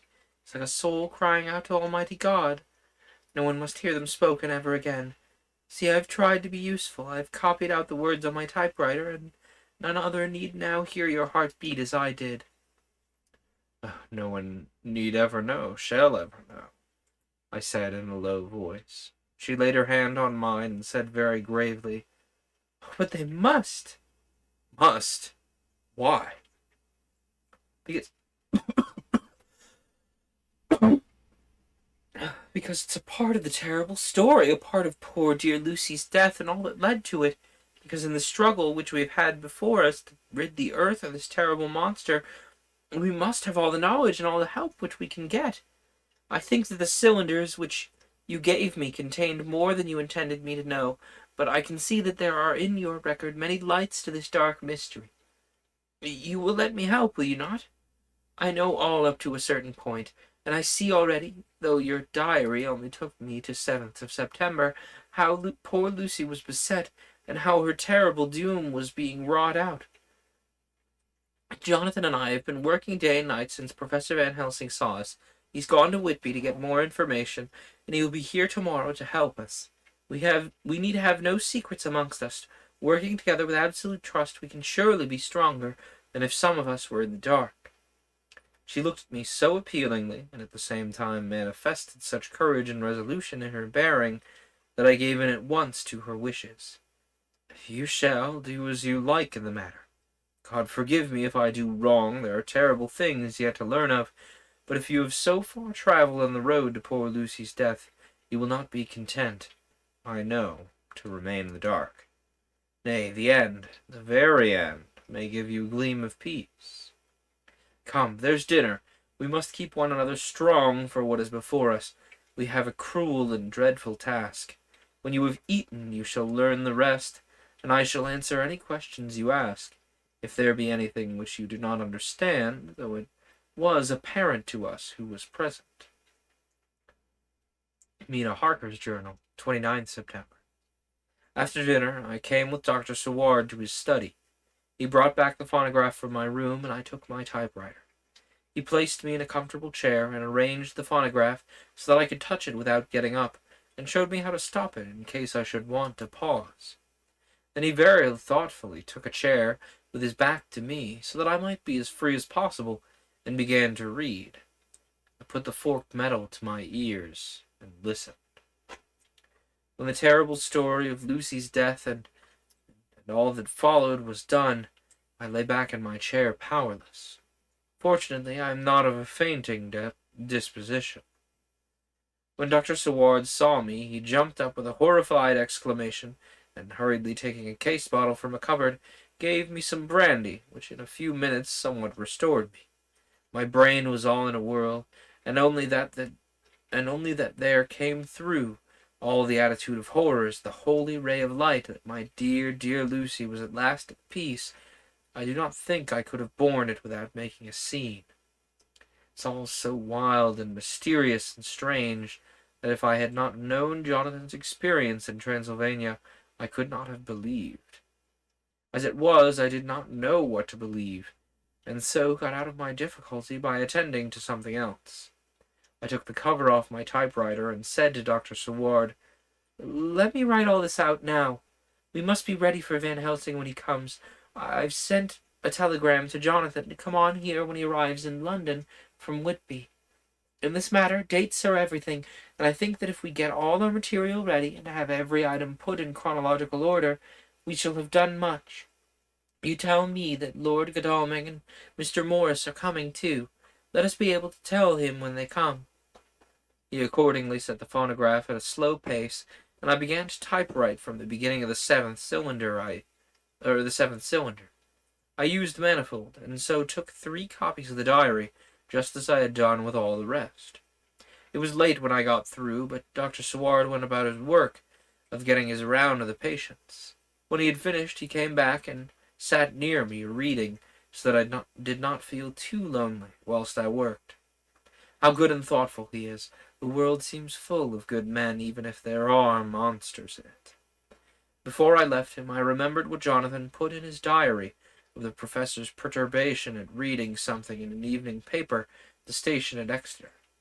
So, seeing that Dr. Seward keeps his newspapers, I borrowed the files of the Westminster Gazette and the Pall Mall Gazette, and took them to my room. I remember how much the Daily Graph and the Whitby Gazette, of which I had made cuttings, helped us to understand the terrible events at Whitby when Count Dracula had landed. So I shall look through the evening papers since then, and perhaps I shall get some new light. I'm not sleepy, and the work will help me to be quiet. Dr. Seward's diary on the 30th of September. Mr. Harker arrived at 9 o'clock. He had gotten his wife's wire just before starting. He's uncommonly clever, if one can judge from his face, and full energy. If this journal be true, and judging by one's own wonderful experiences, it must be, he's also a man of great nerve. That going down to the vault a second time was a remarkable piece of daring. After reading his account of it, I was prepared to meet a good specimen of manhood, but hardly the quiet, business-like gentleman who came here today. Later on, after lunch, Harker and his wife went back to their own room, and as I passed a while ago, I heard the click of the typewriter. They are hard at it. Miss Harker says they are knitting together in chronological order every scrap of evidence they have. Harker has got the letters between the consignee of the boxes at Whitby and the carriers in London who took charge of them. He is now reading his wife's typescript of my diary. I wonder what they make out of it. Here it is. Strange that it never struck me that the very next house might be the Count's hiding place. Goodness knows that we had enough clues from the conduct of the patient Renfield. The bundle of letters relating to the purchase of the house were with the typescript. Oh, if only we had had them earlier, we might have saved poor Lucy. Stop. That way madness lies. Harker's gone back and is again collating his material. He says that by dinner time they'll be able to show a whole connected narrative. He thinks that in the meantime I should see Renfield, as hitherto he has been a sort of index to the coming and going of the Count. I hardly see this yet, but when I get at the dates, I suppose I shall. What a good thing that Miss Harker put my cylinders into type. We never could have found the dates otherwise. I found Renfield sitting placidly in his room with his hands folded, smiling benignly. At the moment he seemed as sane as anyone I ever saw. I sat down and talked with him on a lot of subjects, all of which he treated naturally. He then, of his own accord, spoke of going home, a subject he's never mentioned to my knowledge during his sojourn here. In fact, he spoke quite confidently of getting his discharge at once. I believe that had I not had the chat with Harker and read the letters and the dates of his outbursts, I should have been prepared to sign for him after a brief time of observation. As it is, I am darkly suspicious. All those outbreaks were in some way linked with the proximity of the Count. What then does this absolute content mean? Can it be that his instinct is satisfied as to the vampire's ultimate triumph? Stay. He is himself zoophagous, and in his wild ravings outside the chapel door of the deserted house, he always spoke of a master. This all seems confirmation of our idea. However, after a while I came away. My friend is just a little too sane at the present to make it safe to probe him too deep with questions. He might begin to think, and then, well. So I came away. I mistrust these quiet moods of his, so I've given the attendant a hint to look closely after him, and to have a strait-waistcoat ready in case of the need arise. Jonathan Harker's Journal, 29th September, in train to London. When I received Mr. Billingham's courteous message that he would give me any information in his power, I thought it best to go down to Whitby, and make, on the spot, such inquiries as I wanted. It was now my object to trace that horrid cargo of the Count to its place in London. Later we may be able to deal with it. Billington Jr., a nice lad, met me at the station and brought me to his father's house. where they decided that I must stay the night. They're hospitable, with true Yorkshire hospitality.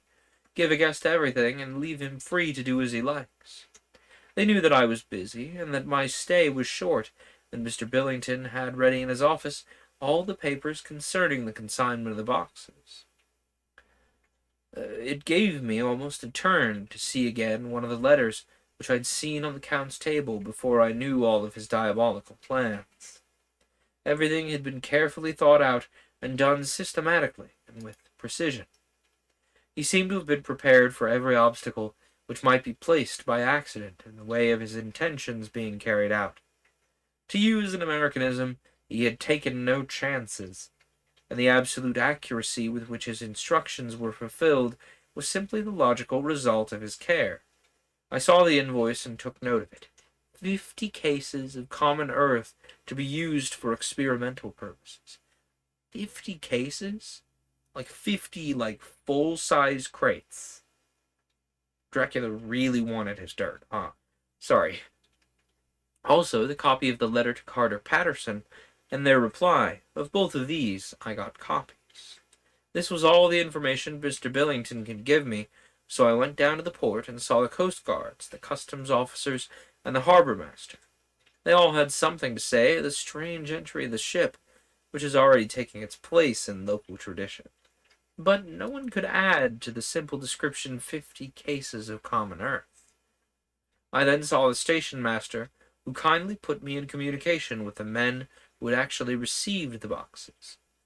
Their tally was exact with the list. They had nothing to add except the boxes were main and mortal heavy, and that shifting them was dry work. One of them added that it was hard lines, that there weren't any gentlemen such like yourself, squire, to show some sort of appreciation of their efforts in a liquid form. Another put in a rider that the thirst that then generated was such that even the time which had elapsed had not completely allayed it. Needless to add, I took care before leaving to lift, forever inadequately, the source of this reproach. How big are these cases? They were described in the scenes with Demeter, weren't they? They were described as man-sized boxes. 50 boxes of let's say conservatively 6-foot boxes that are, let's say, 3 feet deep. That would be 6 times 3 is 18 times 50. 5 and 8 is, well, 4 and 8 is 32, so 5 and 8 is 40. So 40, 90 square feet, roughly. But there's a cube. It's cubic, so it's 6 feet, 3 feet. Yeah, 6 and 3 is 18. I'm missing a dimension here. Give me a moment. And let's say they're 3 feet wide, so 40 times 3 would be 120 cubic feet of common earth from where Dracula is from. That's just me roughly back of the envelope guessing. There could be even more. That's a lot of dirt. Unless there is a standard case size, I'm just assuming based on, oh yeah, these are people-sized crates. You know.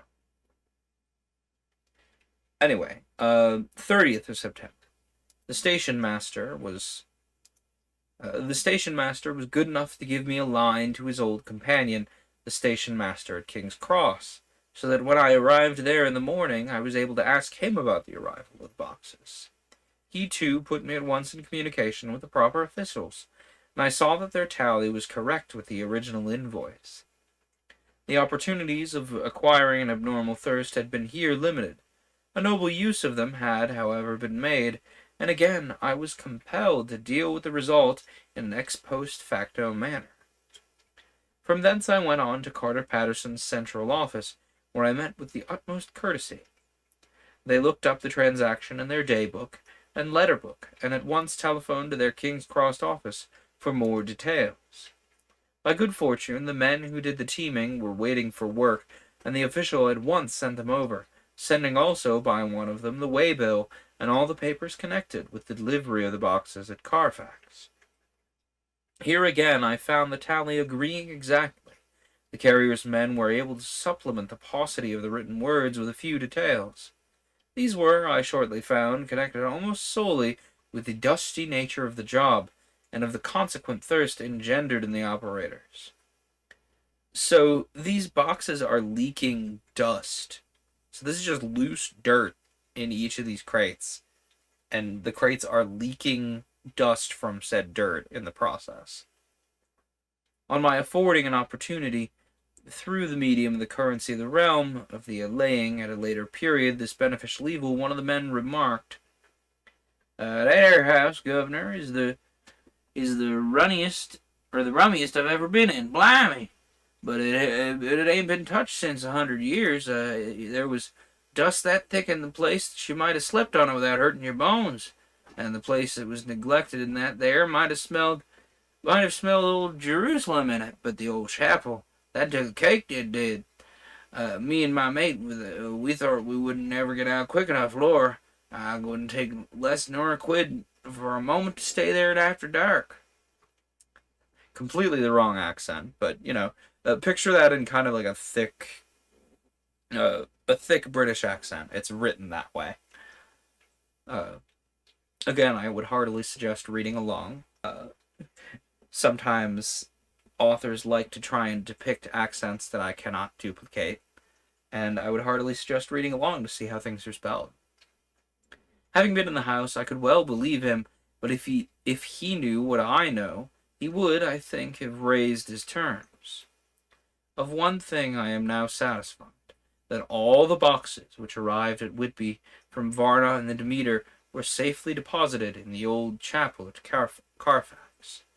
There should be 50 of them there, unless any have been removed, as from Dr. Seward's diary, I fear. I shall try to see the carter who took away the boxes from Carfax when Renfield attacked them. By following up this clue, we may learn a good deal. Later on, Mina and I have worked all day, and we have put all the papers into order. Mina Harker's journal for the 30th of September. I'm so glad that I hardly know how to contain myself. It is, I suppose, the reaction from the haunting fear which I have had, that this terrible affair and reopening of his old wound might act detrimentally on Jonathan.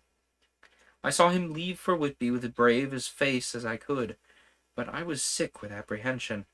The effort has, however, done him good. He was never so resolute, never so strong, never so full of volcanic energy as at present.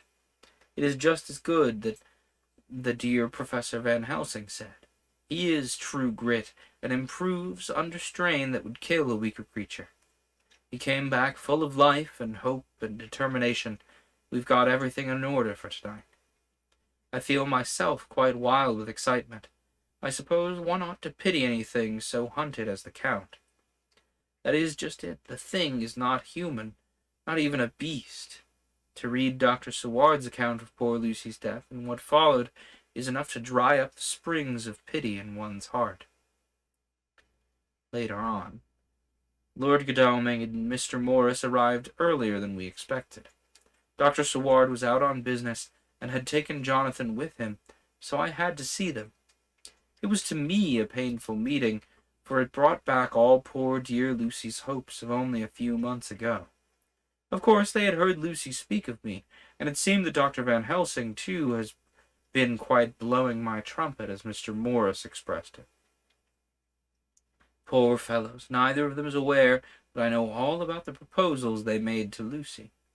They did not quite know what to say or do, as they were ignorant of the amount of my knowledge, so they had to keep on neutral subjects.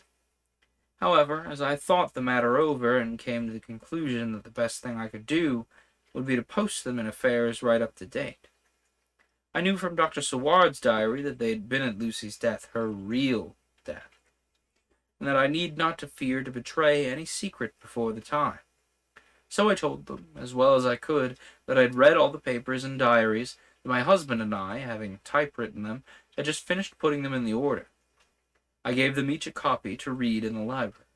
When Lord Godalming got his and turned it over, it does make a pretty good pile, he said, "Did you write all this, Miss Harker?" I nodded, and he went on, "I don't quite see the drift of it.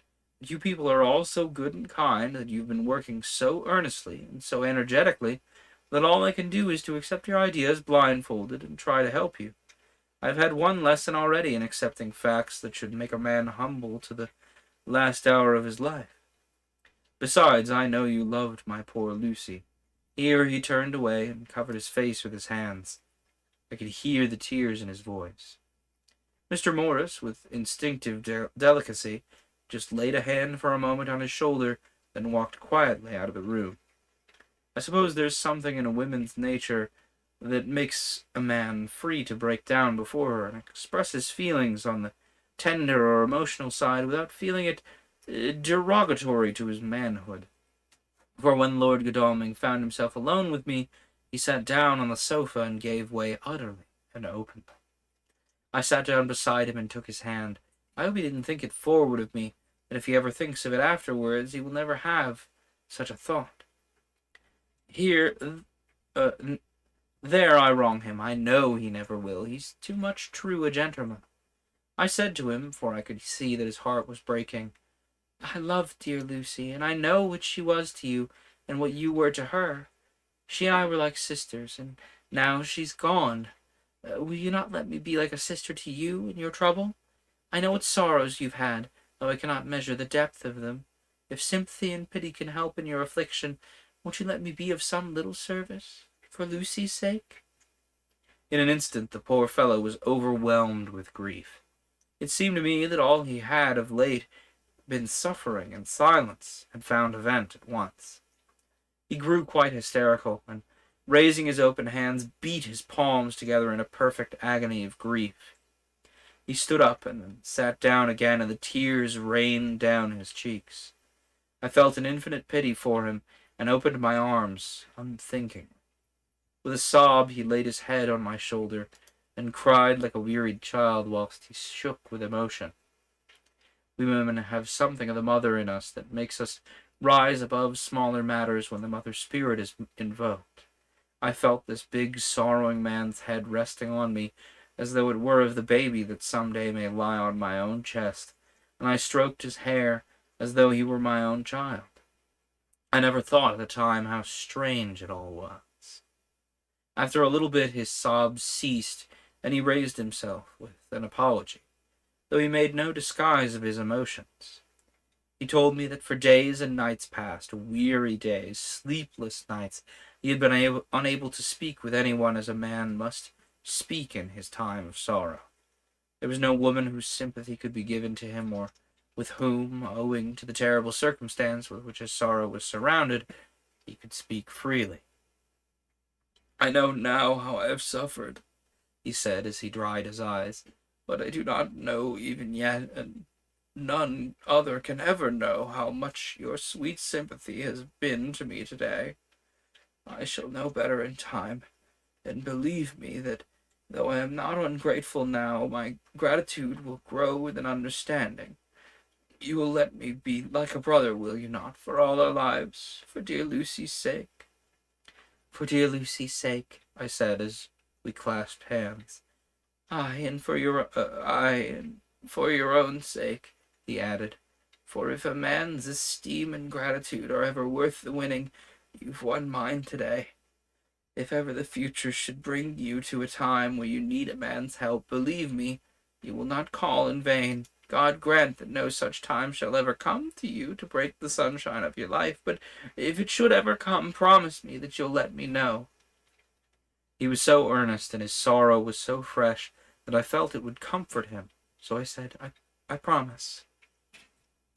As I came along the corridor, I saw Mr. Morris looking out of a window. He turned as he heard my footsteps. "How's art?" he said, and then he noticed my red eyes, and went on, "Oh, I see, you were comforting him. Poor old fellow, he needs it. No one but a woman can help a man when he's in trouble of the heart, and he had no one to comfort him." He bore his own words so bravely, my heart bled for him. I saw the manuscript in his hand, and I knew that when he read it he would realize how much I knew, and so I said to him, I wish I could comfort all those who suffer from the heart. Will you let me be your friend? Will you come to me for comfort if you need it? You'll know later on why I speak. He saw that I was in earnest, and, stooping, took my hand and raised it to his lips, kissing it. It seemed but poor comfort to so brave and unselfish a soul, and impulsively I bent over and kissed him. The tears rose in his eyes. There was a momentary choking in his throat. He said quite calmly, Little girl, you'll never regret that true-hearted kindness, so long as you live. Then he went into the study to his friend. Little girl. The very words he'd used to Lucy. And oh, but he proved himself a friend. Alright, folks, let me check something. So we are on chapter 18, 19, 20. So counting this one, 18, 19, 20, 21, 22, 23, 24, 25, 26, 27.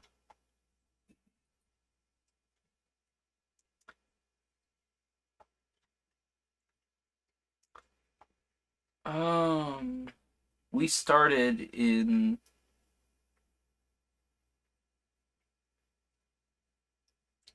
I do not recall which chapter we started in tonight. Tell you what, folks, I'm gonna do this chapter and then call it an evening. I know that's a little short, but it's been a while and I need one a little shorter before I settle back into the proper rhythm.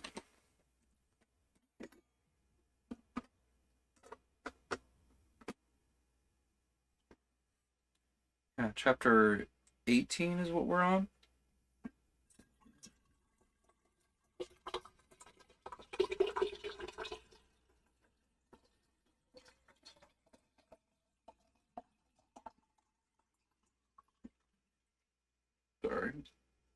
Sorry about the water pouring noises. Update my tags. I'm an ASMR stream now. Oh man. Speaking of ASMR streamer,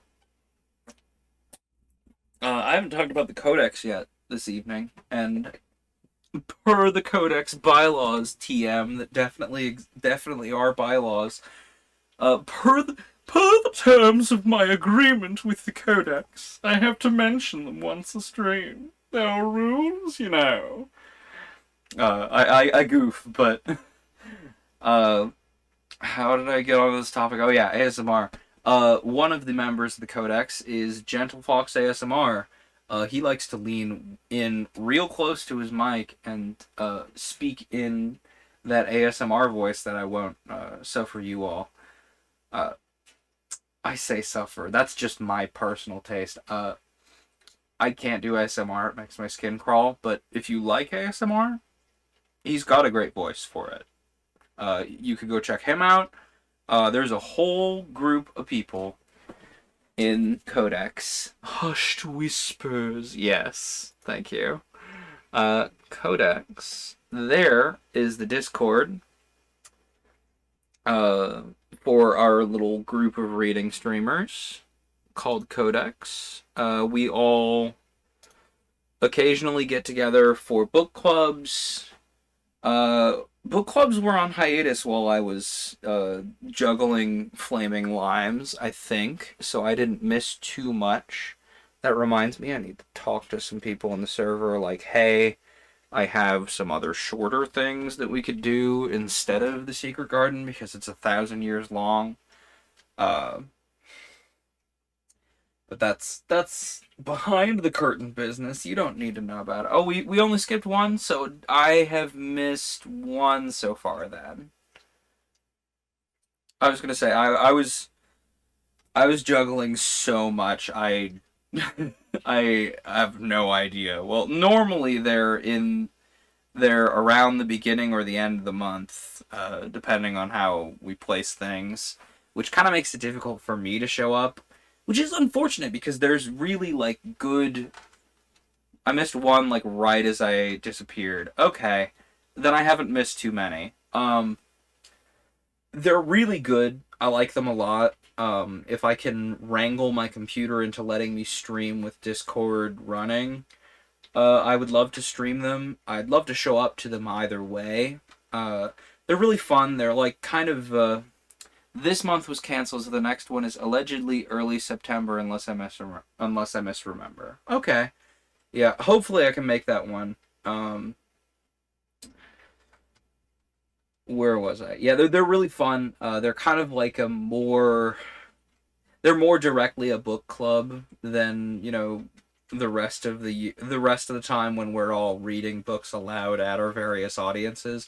It's where we all kind of we all do a book that we may or may not be able to do on stream depending on the choice, and then we all come together at the end of the month and do kind of a surprisingly scholarly analysis, I would say.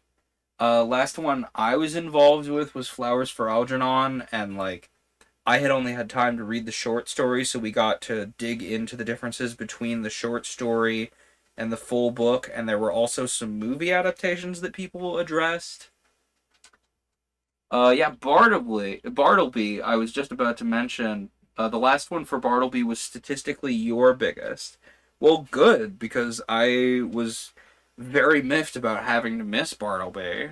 I was, I was juggling limes during Bartleby, and I'm a little miffed I had to miss out on that. Bartleby the Scrivener, for context, was the last book club by Herman Melville, and that was Gariki's pick, and I'm miffed that I had to miss it, and I might wind up reading it on stream anyway, just at some point, because I'm very interested in reading something that isn't Moby Dick of Herman Melville's, because Moby Dick is 1,000 years long, and we would be here all year if I decided to read it on stream.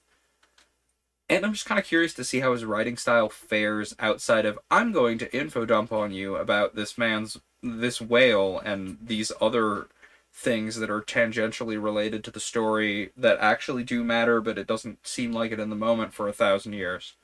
Um, but I digress. Codex exists. I had to do it in two parts of my channel. One was Melville's history alone. The other was the story. Fair.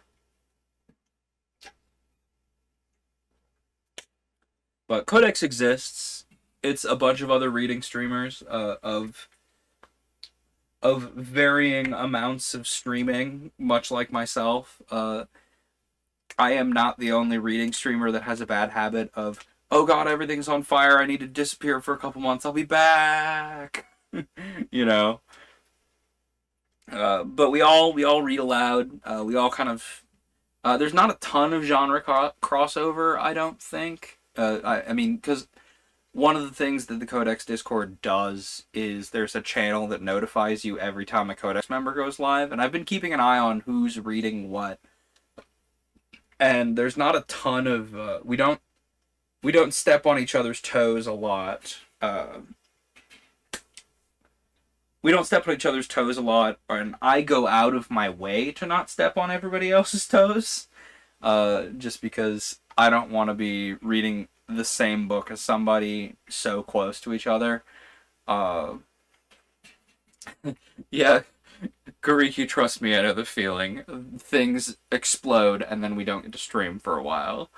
Um, but the Codex are all good folks, and they tend to read good books. Some of them are not my bag, but some of them I will drop by for a while.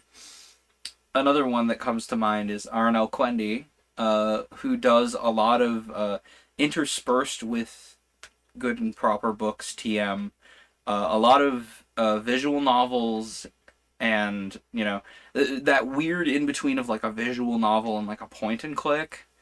Um, a lot of mobile games that are kind of very visual novel-y, but they've got additional mechanics grafted on.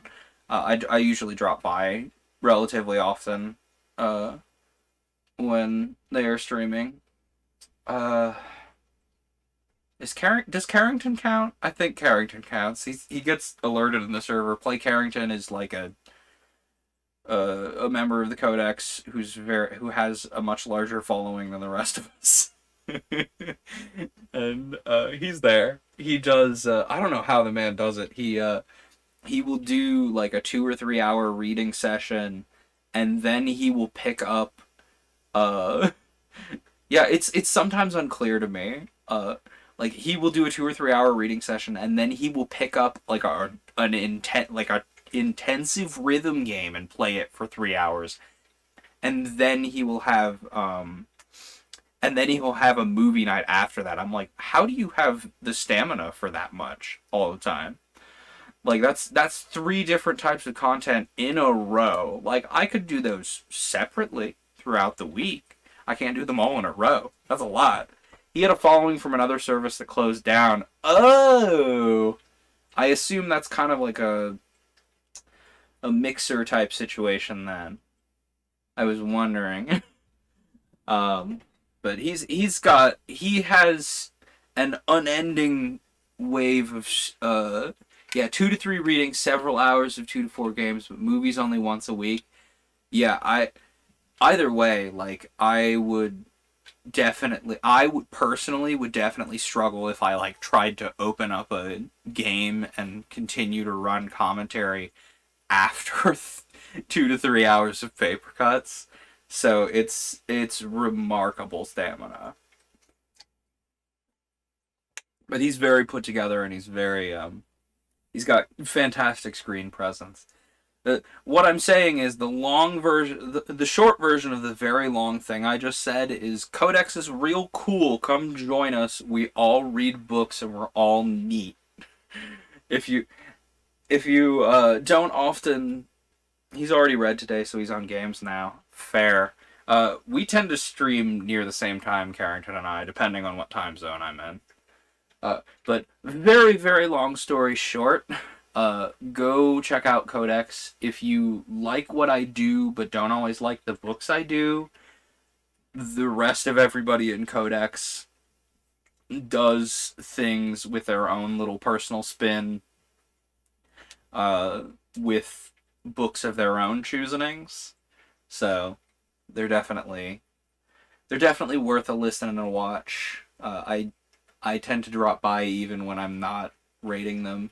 I just don't say a lot in chat because most of the time my internet doesn't let me chat and watch at the same time because I have good internet. Come discover adventure together with us. That's a good tagline. Is that your fault? Good tagline. I like it. Whoever's idea that was, that's a good one. Feels very Reading Rainbow. Anyway, now that I've gotten thoroughly distracted by reminding you that there is a reason there's a little logo above my head, let's dive into chapter 18 here. Dr. Seward's diary on the 30th of September. I got home at 5 o'clock and found that Godalming and Morris had not only arrived, but had already studied the transcript of the various diaries and letters which Harker and his wonderful wife had made and arranged. Harker had not yet returned from his visit to the carrier's men, of whom Dr. Hennessy had written to me. Mrs. Harker gave us a cup of tea, and I can honestly say that for the first time since I have lived in it, this old house seemed like a home. When we'd finished, Miss Harker said, "Dr. Seward, may I ask a favor? I want to see your patient, Mr. Renfield. Do let me see him. What you've said of him in your diary interests me so much." She looked so appealing and so pretty that I could not refuse her, and there was no possible reason why I should, so I took her with me. When I went into the room, I told the man that a lady would like to see him, to which he simply answered, "Why?" "She's going through the house, and wants to see everyone in it," I answered. "Oh, very well. Let her come in, by all means, but just wait a minute till I tidy up the place." His method of tidying was peculiar. He simply swallowed all the flies and the spiders in the boxes before I could stop him. It was quite evident that he feared, or was jealous of, some interference. When he'd gotten through his disgusting task, he said cheerfully, "Let the lady come in." and he sat down on the edge of the bed with his head down, with his eyelids raised so that he could see her as she entered. For a moment I thought he might have some homicidal intent. I remembered how quiet he'd been just before he attacked me in my own study. I took care to stand where I could seize him at once if he attempted to make a spring at her.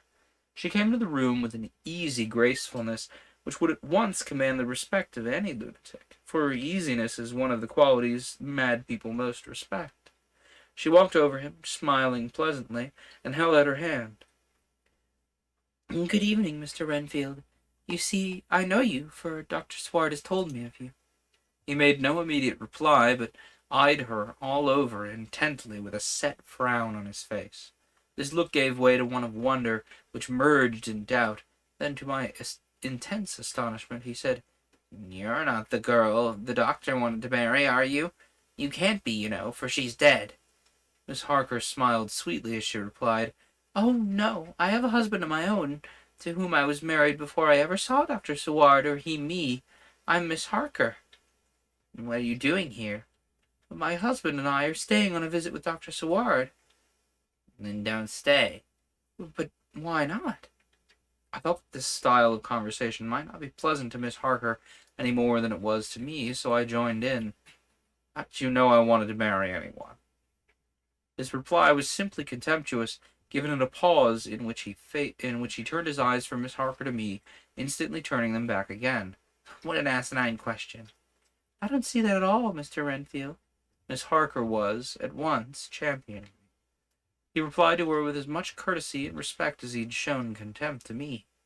"You will, of course, understand, Miss Harker, that when a man is so loved and honored as our host is, everything regarding him is of interest in our little community. Dr. Seward is loved not only by his household and his friends, but even by his patients, who, being that some of them are hardly in mental equilibrium, are apt to distort causes and effects.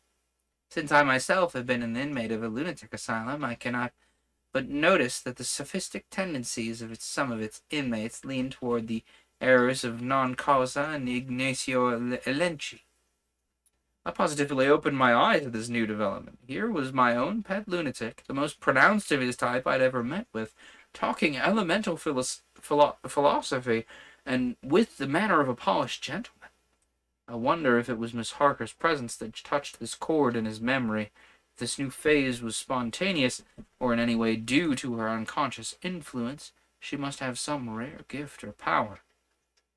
We continued to talk for some time, and seeing that he was seemingly quite reasonable, she ventured, looking at me questioningly as she began, to lead him to his favorite topic. I was again astonished, for he addressed himself to the question with all the impartiality of the completest sanity. He even took himself as an example when he mentioned certain things. "Why, I myself am an instance of a man who had a strange belief. Indeed, it was no wonder that my friends were alarmed and insisted my being put under control. I used to fancy that life was a positive and perpetual entity. By consuming a multitude of live things, no matter how low in the scale of creation, one might indefinitely prolong life. At times I held the belief so strongly I tried to take human life.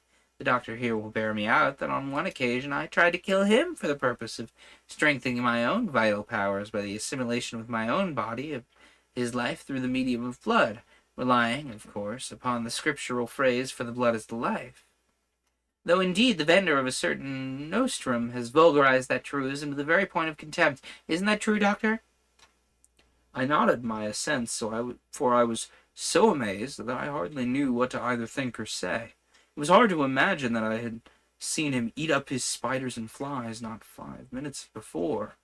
Looking at my watch, I saw that I should go to the station to meet Van Helsing, so I told Miss Harker that it was time to leave. She came at once, after saying pleasantly to Mr. Renfield, "Good-bye, and I hope I may see you often under auspices pleasanter to yourself." To which, to my astonishment, he replied, "Good-bye, my dear. I pray God I may never see your sweet face again. May he bless and keep you." When I went to the station to meet Van Helsing, I left the boys behind me. Poor Art seemed more cheerful than he's been since Lucy first took ill, and Quincy is more like his own bright self than he has been for many a long day. Van Helsing stepped from the carriage with all the eager nimbleness of a boy. He saw me at once and rushed up to me, saying, Ah, friend John, all goes well? How goes all? Well, so I have been busy, but I come here to stay if need be. All affairs are settled with me, and I have much to tell. Madam Mead is with you? Yes, and her so fine husband, and Arthur and my good friend Quincy, they're with you too? Good. As I drove to the house, I told him of what had passed, and of how my own diary had come to be of some use through Miss Harker's suggestion, at which the professor interrupted me. "Ah, that wonderful Madam Mina. She has man's brain, a brain that a man should have were he gifted, and a woman's heart. The good God fashioned for her a purpose, believe me, when he made that so good combination.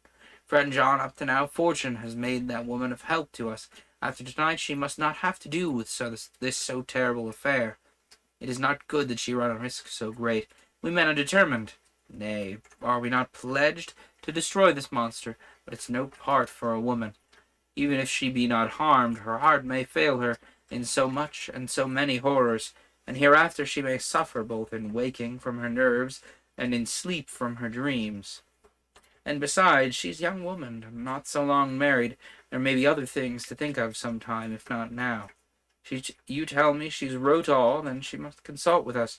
But tomorrow she must say good-bye to this work, and we go alone." I agreed heartily with him. Then I told him what we'd found in his absence. The house which Dracula had bought was the very next one to my own. He was amazed, and a great concern seemed to come upon him. That we had known it before, or then we might have reached him in time to save poor Lucy. However, the milk that's spilt cries not out afterwards, as you say. We shall not think of that, but go on our way to the end. Then he fell into a silence that lasted till we entered my own gateway. Before we went to prepare for dinner, he said to Miss Harker, "I am told, Madam Mina, by my friend John, that you and your husband have put up in exact order all things that have been up to this moment." "Oh, not up to this moment, Professor, but up to this morning." "Why not up to now? We've seen hitherto how good light all the little things have made. We've told our secrets, and yet no one has told it is worse for it." Miss Harker began to blush, and taking a paper from her pockets, she said, "Dr. Van Helsing, will you read this and tell me if it must go in? It's my record of today. I too have seen the need of putting down at present everything, however trivial, but there's little in this except what is personal. Must it go in?" The professor read it over gravely and handed it back, saying, "It need not go in if you do not wish it, but I pray that it may. It can but make your husband love you the more, and all us, our friends, more honor you, as well as more esteem and love." She took it back, with another blush and a bright smile. And so now, up to this very hour, the records we have are all complete and in order. The professor took away one copy to study after dinner, and before our meeting, which is fixed for 9 o'clock. The rest of us have already read everything, so when we meet in the study, we shall all be informed with the facts, and can arrange our plan of battle with this terrible and mysterious enemy. Mina Harker's journal on the 30th of September. When we met in Dr. Seward's study 2 hours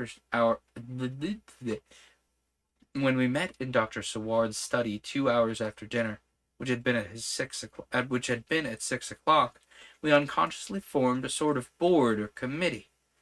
Professor Van Helsing took the head of the table, to which Dr. Seward motioned him as he came into the room. He made me sit next to him on his right and asked me to act as secretary. Jonathan sat next to me. Opposite us were Lord Godalming, Dr. Seward, and Mr. Morris, Lord Godalming being next to the professor, and Seward in the center. The professor said, "I may, I suppose, take it that we are all acquainted with the facts that are in these papers." We expressed assent, and he went on. "Then it were, I think, good that I tell you something of the kind of enemy with which we have to deal. I shall then make known to you something of the history of this man, which has been ascertained for me, so we then can discuss how we shall act, and each take our measure according. And there are such beings as vampires.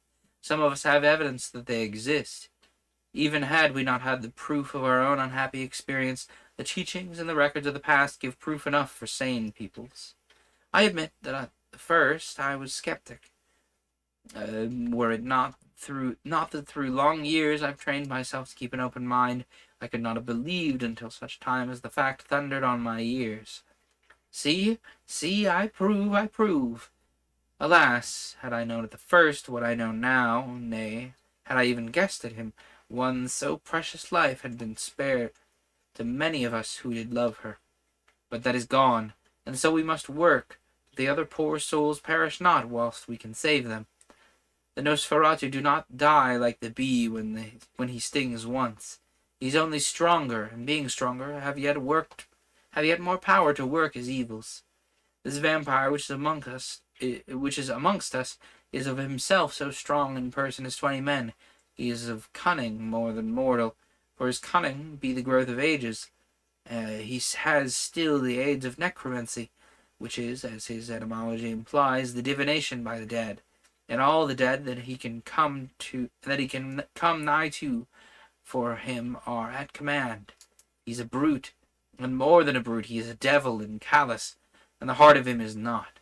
He can, within limitations, appear at will when and where, and in any of the forms that are to him. He can within his range direct the elements, the storm, the fog, the thunder. He can command all the meaner things, the rat and the owl and the bat, the moth, the fox, the wolf. He can grow and become small, and he can at times vanish and come unknown. How then are we to begin our strike to destroy him? How shall we find his where, and having found it, how can we destroy? My friends, this is much. It is a terrible task that we must undertake, and there may be consequences to make the brave shudder. For if we fail in this fight, he must surely win. And there where end we? Life is nothing, I heed him not. But to fail here is not mere life or death. It is that we become as him, that we henceforth become foul things that I like him, without heart or conscience, preying on the bodies and the souls of those we love best. To us forever are the gates of heaven shut, for who shall open them to us again? We go on for all time, abhorred by all, a blot on the face of God's sunshine, an arrow in the side of him who died for man. But we are face to face with duty, and in such case must we shrink? For me, I say no, but then I'm old, and life with his sunshine, his fair places, his song of birds, his music, and his love, they lie far behind. You others are young. Some have seen sorrow, but there are yet fair days in store. What say you? Whilst he was speaking, Jonathan had taken my hand. I feared, oh, so much, that the appealing nature of our danger was overcoming him when I saw his hand stretch out, but it was life to me to feel its touch, so strong, so self-reliant, so resolute. A brave man's hand can speak for itself. It does not even need a woman's love to hear its music. When the professor had done speaking, my husband looked in my eyes and I in his. There was no need for speaking between us. I answer for Mina and myself, he said. Count me in, Professor, said Mr. Quincy Morris, laconically as usual. I'm with you, said Lord Godalming, for Lucy's sake, if for no other reason. Dr. Seward simply nodded. The professor stood up, and after laying his golden crucifix on the table, held out his hand on either side. I took his right hand, and Lord Godalming his left. Jonathan held my right with his left, and stretched across to Mr. Morris. So as we all took hands, our solemn compact was made. I felt my heart icy cold, but it did not even occur to me to draw back. We resumed our places, and Dr. Van Helsing went on with a sort of cheerfulness which showed the serious work had begun. It was to be taken as gravely and as businesslike a way as any other transaction of life. Well, you know what we have to contend against, but we too are not without our strength. We have on our side the power of combination, a power denied to the vampire kind. We have sources of science. We are free to think and act, and the hours of the day and night are ours equally. In fact, so far as our powers extend, they are unfettered, and we are free to use them. We have self-devotion in a cause, and an end to achieve which is not a selfish one. These things are much. Now let us see how far the general powers arrayed against us are restricted, and how the individual cannot. In fine, let us consider the limitations of the vampire in general, and of this one in particular. All we have to go on are traditions and superstitions. These do not at the first appear much when the matter is one of life and death, nay, of more than either life or death. Yet we must be satisfied. In the first place, because we have to be. No other means is at our control, and secondly, because, after all, these things, tradition and superstition, they're everything. Does not the belief in vampires rest for others, though not, alas, for us on them? A year ago, which of us could possibly receive such a possibility? In the midst of our scientific, skeptical, matter-of-fact 19th century? We even scouted a belief that we saw justified under our very eyes. Take it, then, that the vampire and the belief in his limitations and his cure rest for the moment on the same base. For let me tell you, he's known everywhere that men have been. In old Greece, in old Rome, he flourishes in Germany all over, in France, in India, even the Cheronese, and in China, so far from us in all ways, there even is he, and the peoples fear him at this day. He's followed the wake of the Berserker Icelander, the devil-begotten Hun, the Slav, the Saxon, the Magyar. So then, we have all that we could act upon. Let me tell you that very much of the beliefs are justified by what we have seen in our own so happy an experience.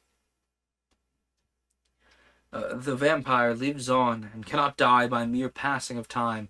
He can flourish when he fattens on the blood of the living.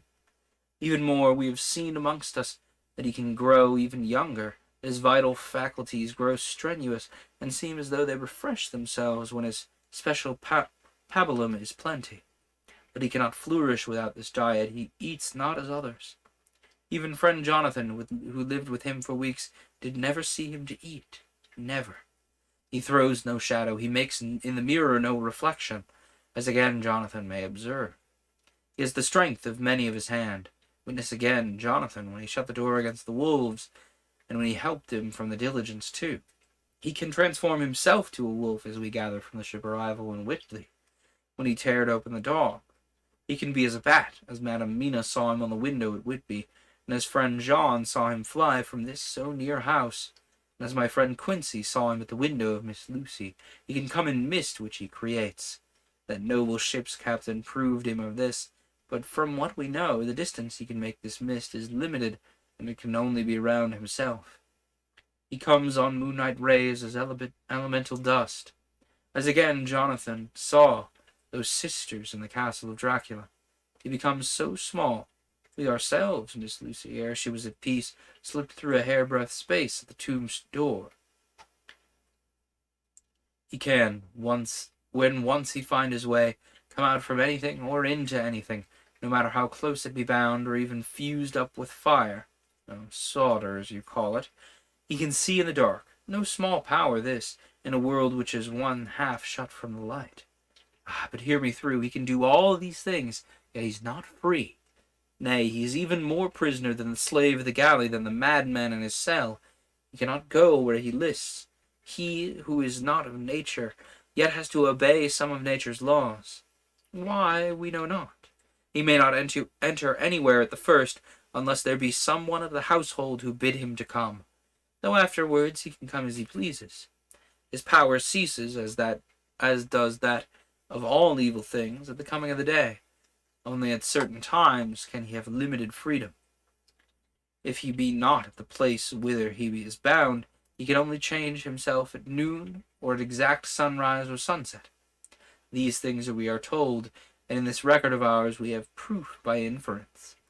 Thus, whereas he can do as he will within his limit, when he can have his earth home, his coffin home, his hell home, the place unhallowed, as we saw when he went to the grave of the suicide at Whitby, still, at other times, he can only change when the time comes.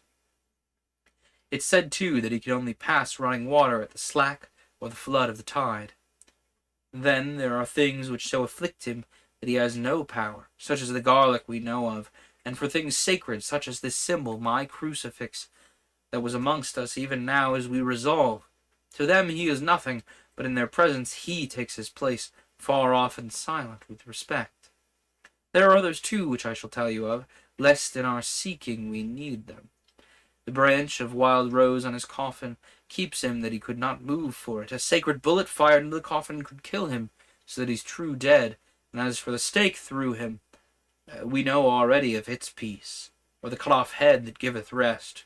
We've seen it with our eyes. Thus, when we find the habitation of this man that was, we can confine him to his coffin and destroy him, if we obey what we know. But he's clever. I have asked my friend Arminus of Budapest University to make his record, and from all the means that are, tell me of what he has been. He must indeed have been that voivode Dracula who won his name against the Turk over the great river on the very frontier of the Turkey land. If it be so, then he was no common man, for in that time, and for centuries after, he was spoken of as the cleverest and the most cunning, as well as the bravest of the sons of the land beyond the forest. That mighty brain and that iron resolution went with him to his grave, and are even now arrayed against us. The Draculas were, says Arminus, a great and noble race, though now and again were scions who were held by their cavals to have had dealings with the evil one. They learned his secrets in the Scholomance, amongst the mountains over the lake Hermannstadt, where the devil claims the 10th scholar is his due.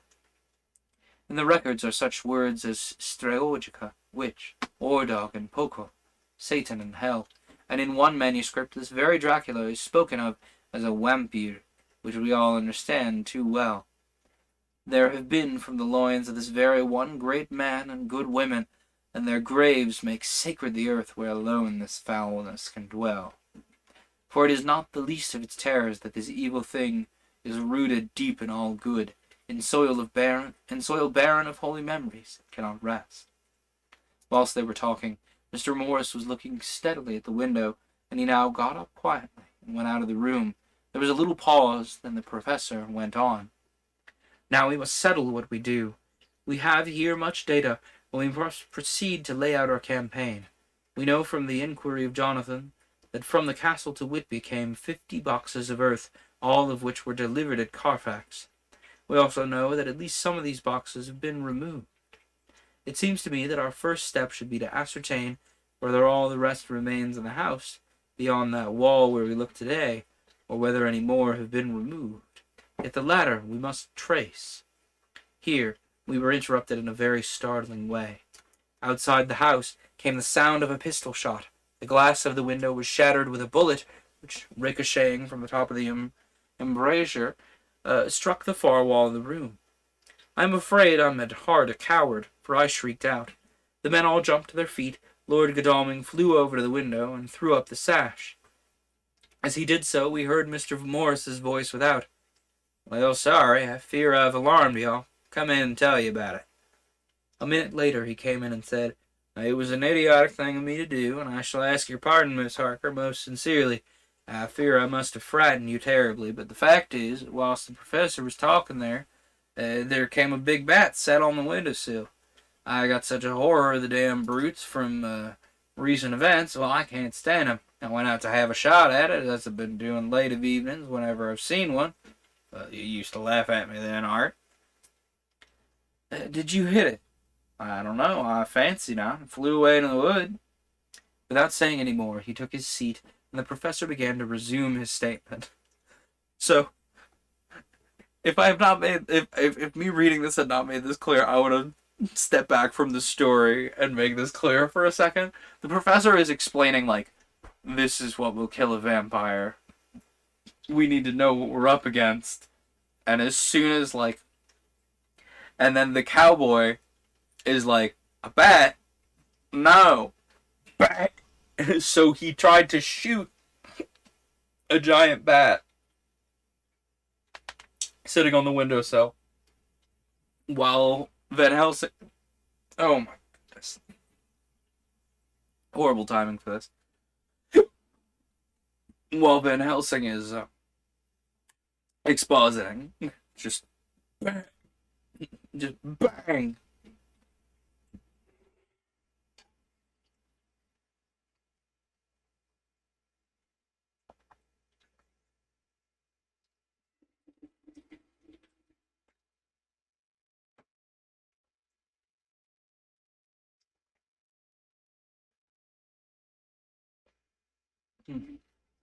Excuse me. I had to stop those hiccups. But like I said, I need to be done after this chapter, but anyway, the professor began to resume his statement. We must trace each of these boxes, and when we're ready, we must either capture or kill this monster in his lair, or we must, so to speak, sterilize the earth, so that no more can he seek safety in it. Thus, in the end, we may find him in his form of a man between the hours of noon and sunset, and so engage with him when he is at his most weak. And now for you, Madam Mina, this night is the end until all be well. You are too precious to us to have such risk. When we part tonight, you no more must question. We shall tell you all in good time. We are men and able to bear, but you must be our star and our hope, and we shall act all the more free that you are not in danger such as we are. All the men, even Jonathan, seemed relieved, but it did not seem to me good that they should brave danger and perhaps lessen their safety, strength being the best safety, through care of me. But their minds were made up, and though it was a bitter pill for me to swallow, I could say nothing save to accept their chivalrous care of me. Mr. Morris resumed the discussion. As there's no time to lose, I vote we have a look at the house right now. Time's everything with him. Swift action on our part might save another victim. I own that my heart began to fail me when the time for action came so close, but I did not say anything, for I had a greater fear that if I appeared as a drag or a hindrance to their work, they might even leave me out of their counsels altogether. They have now gone off to Carfax with means to get into the house. Manlike, they had told me to go to bed and sleep, as if a woman can sleep when those she loves are in danger. I shall lie down and pretend to sleep, lest Jonathan have added anxiety about me when he returns. Dr. Seward's Diary, the 1st of October, 4 a.m. Just as we were about to leave the house, an urgent message was brought to me from Renfield to know if I would see him at once, as he had something of the utmost importance to say to me. I told the messenger to say that I would attend to his wishes in the morning. I was busy just at the moment. The attendant added, "He seems very importunate, sir. I've never seen him so eager. I don't know but what, if you don't see him again soon, he'll have one of his violent fits." I knew the man would not have said this without some cause, so I said, "All right, I'll go now," and I asked the others to wait a few minutes for me, as I had to go and see my patient. "Take me with you, friend John," said the professor. "His case in your diary interests me very much, and it had bearing, too, now and again, on our case. I should much like to see him, and especially when his mind is disturbed." "May I come also?" asked Lord Godalming. "Well, me too," said Quincy Morris. "May I come?" said Harker. I nodded, and everyone went down the passage together. We found him in a state of considerable excitement, but far more rational in his speech and manner than I had ever seen him. There was an unusual understanding of himself which was unlike anything I had ever met in a lunatic, and he took it for granted that his reasons would prevail with others entirely sane. We four entered the room, but none of the others at first said anything. His request was that I would at once release him from the asylum and send him home. Then he backed up with arguments regarding his complete recovery and adduced his own existing sanity. "I appeal to your friends. They will perhaps not mind sitting judgment in on my case.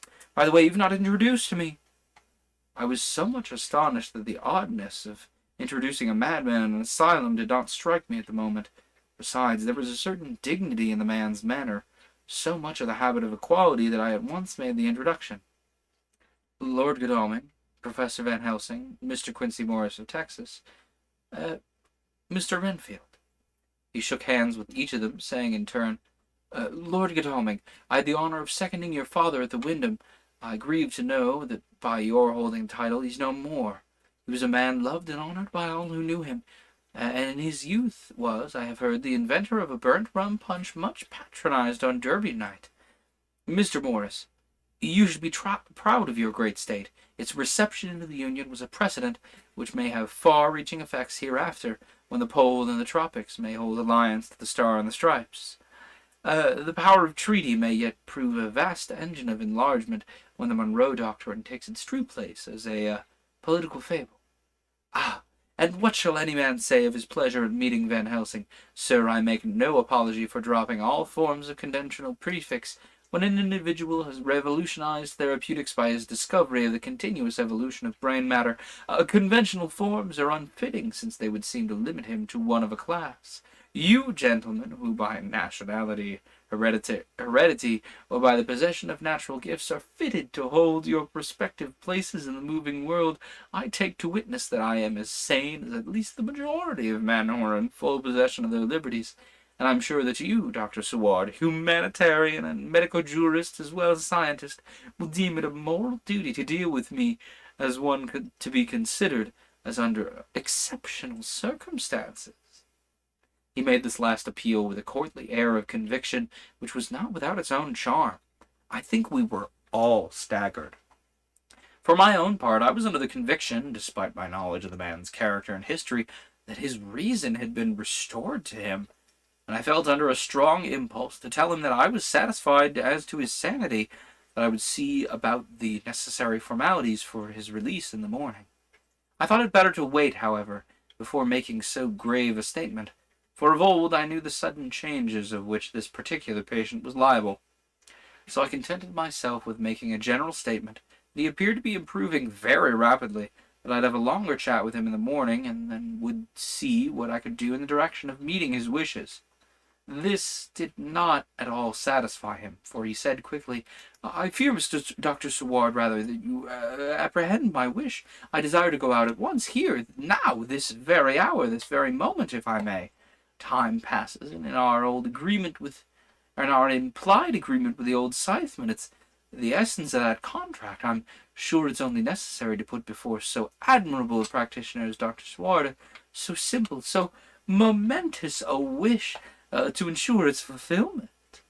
He looked at me keenly, and seeing the negative in my face, turned to the others and scrutinized them closely. Not meeting any sufficient response, he went on, "Is it possible that I have erred in my supposition?" "You have," I said frankly, but at the same time, as I felt, brutally. There was a considerable pause, then he said slowly, "Then I suppose I must only shift my ground of request. Let me ask for this concession, boon, privilege, what you will. I'm content to implore in such a case, not on personal grounds, but for the sake of others. I am not at liberty to give you the whole of my reasons, but you may, I assure you, take it from me that they are good ones, sound and unselfish, and sprung from the highest sense of duty. Could you look, sir, into my heart, you would approve to the full sentiments which animate me. Nay, more, you would count me amongst the best and truest of your friends." Again he looked at us all keenly. "Thank you for the look, Aloriana. I always appreciate you dropping by. Enjoy hanging out." Where were we? Yeah, he looked at us keenly. I had a growing conviction that this sudden change of his entire intellectual method was but yet another form or phase of his madness, and so determined to let him go on for a little longer, knowing from experience that he would, like all lunatics, give himself away in the end. Van Helsing was gazing at him with a look of utmost intensity, his bushy eyebrows almost meeting with the forced concentration of his look. He said to Renfield in a tone which did not surprise me at the time, but only when I thought of it afterwards, for it was as one addressing an equal, "Can you not tell frankly your real reason for wishing to be free tonight? I will undertake that if you will satisfy even me, a stranger, without prejudice and with the habit of keeping an open mind, Dr. Seward will give you at his own risk and on his own responsibility the privilege you seek." He shook his head sadly and with a look of poignant regret on his face. The professor went on, "Come, sir, bethink yourself. You claim the privilege of reason in the highest degree, since you seek to impress us with your complete reasonableness. You do this, whose sanity we have reason to doubt, since you are not yet released from medical treatment of this very defect. If you will not help us in our effort to choose the wisest course, how can we perform the duty which you yourself put upon us? Be wise, help us, and if we can, we shall aid you to achieve your wish." He still shook his head as he said, "Dr. Van Helsing, I have nothing to say. Your argument is complete, and if I were free to speak, I should not hesitate a moment, but I am not my own master in the matter. I can only ask you to trust me. If I am refused, the responsibility does not rest with me." I thought it was now time to end the scene, which was becoming too comically grave, so I went toward the door, simply saying, "Come, my friends, we have work to do. Good night." As, however, I got near the door, a new change came over the patient. He moved toward me so quickly that for the moment I feared he was about to make another homicidal attack. My fears, however, were groundless, for he held up his two hands imploringly and made his petition in a moving manner. As he saw that the very excess of his emotion was militating against him by restoring us more to our old relations, he became still more demonstrative. I glanced at Van Helsing and saw my conviction reflected in his eyes, so I became a little more fixed in my manner, if not more stern, and motioned to him that his efforts were unavailing. I had previously seen something of the same constantly growing excitement in him when he had to make some request of which at the time he had thought much, such as, for instance, when he wanted a cat, and when I was prepared to see the collapse into the same sullen acquiescence on this occasion. My expectation was not realized, for when he found that his appeal would not be successful, he got into quite a frantic condition. He threw himself on his knees and held up his hands, wringing them in a plaintive supplication, and poured forth a torrent of entreaty, with tears rolling down his cheeks, his whole face and form expressive of the deepest emotion. "Let me entreat you, Dr. Suardo, let me implore you, let me out of this house at once. Send me away how you will, and where you will. Send keepers with whips and chains. Let them take me in a waistcoat, manacled and leg iron, even to a gaol. But let me go out of this. You don't know what you do by keeping me here. I'm speaking from the very depths of my heart, of my very soul. You don't know whom you wrong or how, and I may not tell. Woe is me, I may not tell. By all you hold sacred, by all you hold dear, by your love that is lost, by a hope that lives. For the sake of the Almighty, take me out of this and save my soul from guilt. Can't you hear me, man? Can't you understand? Will you never learn? Don't you know that I'm sane and earnest now? I'm no lunatic in a mad fit, but a sane man fighting for his soul. Hear me. Hear me. Let me go. Let me go." I thought that the longer this went on, the wilder he would get, and so would bring on a fit. So I took him by the hand and raised him up. "Come, no more of this. We've had quite enough already. Get to your bed and try to behave more discreetly." He suddenly stopped and looked at me intently for several moments. Then without a word he rose, and, moving over, sat down on the side of the bed. The collapse had come, as on former occasion, just as I had expected. When I was leaving the room, when I was leaving the room, last of our party, he said to me in a quiet, well-bred voice, "You will, I trust, Dr. Seward, do me the justice to bear in mind later on that I did what I could to convince you tonight." Let me go. Let me go. I can't take it here anymore. Let me go. Exactly. This man, Renfield, is begging, pleading. Also, uh, I did mean to do the change in Renfield's voice there. I want to make that clear. I know I'm very, wishy-washy about character voices with these books sometimes. That was on purpose. Okay, as much as I want to dive into Chapter 19, I think I'm going to leave the remaining 5, 6, 7.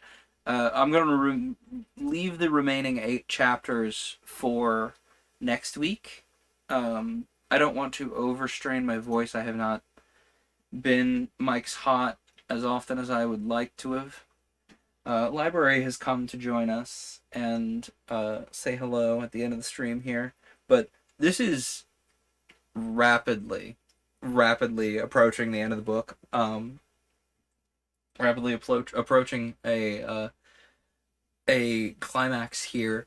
I think next week, well, I think that we are so close to the storming of Dracula's castle that next week it will not take long to get there.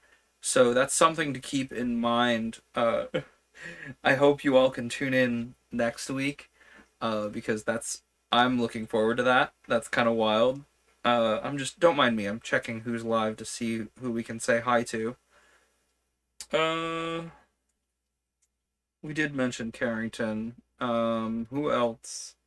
Kyle XCVI is playing Valorant.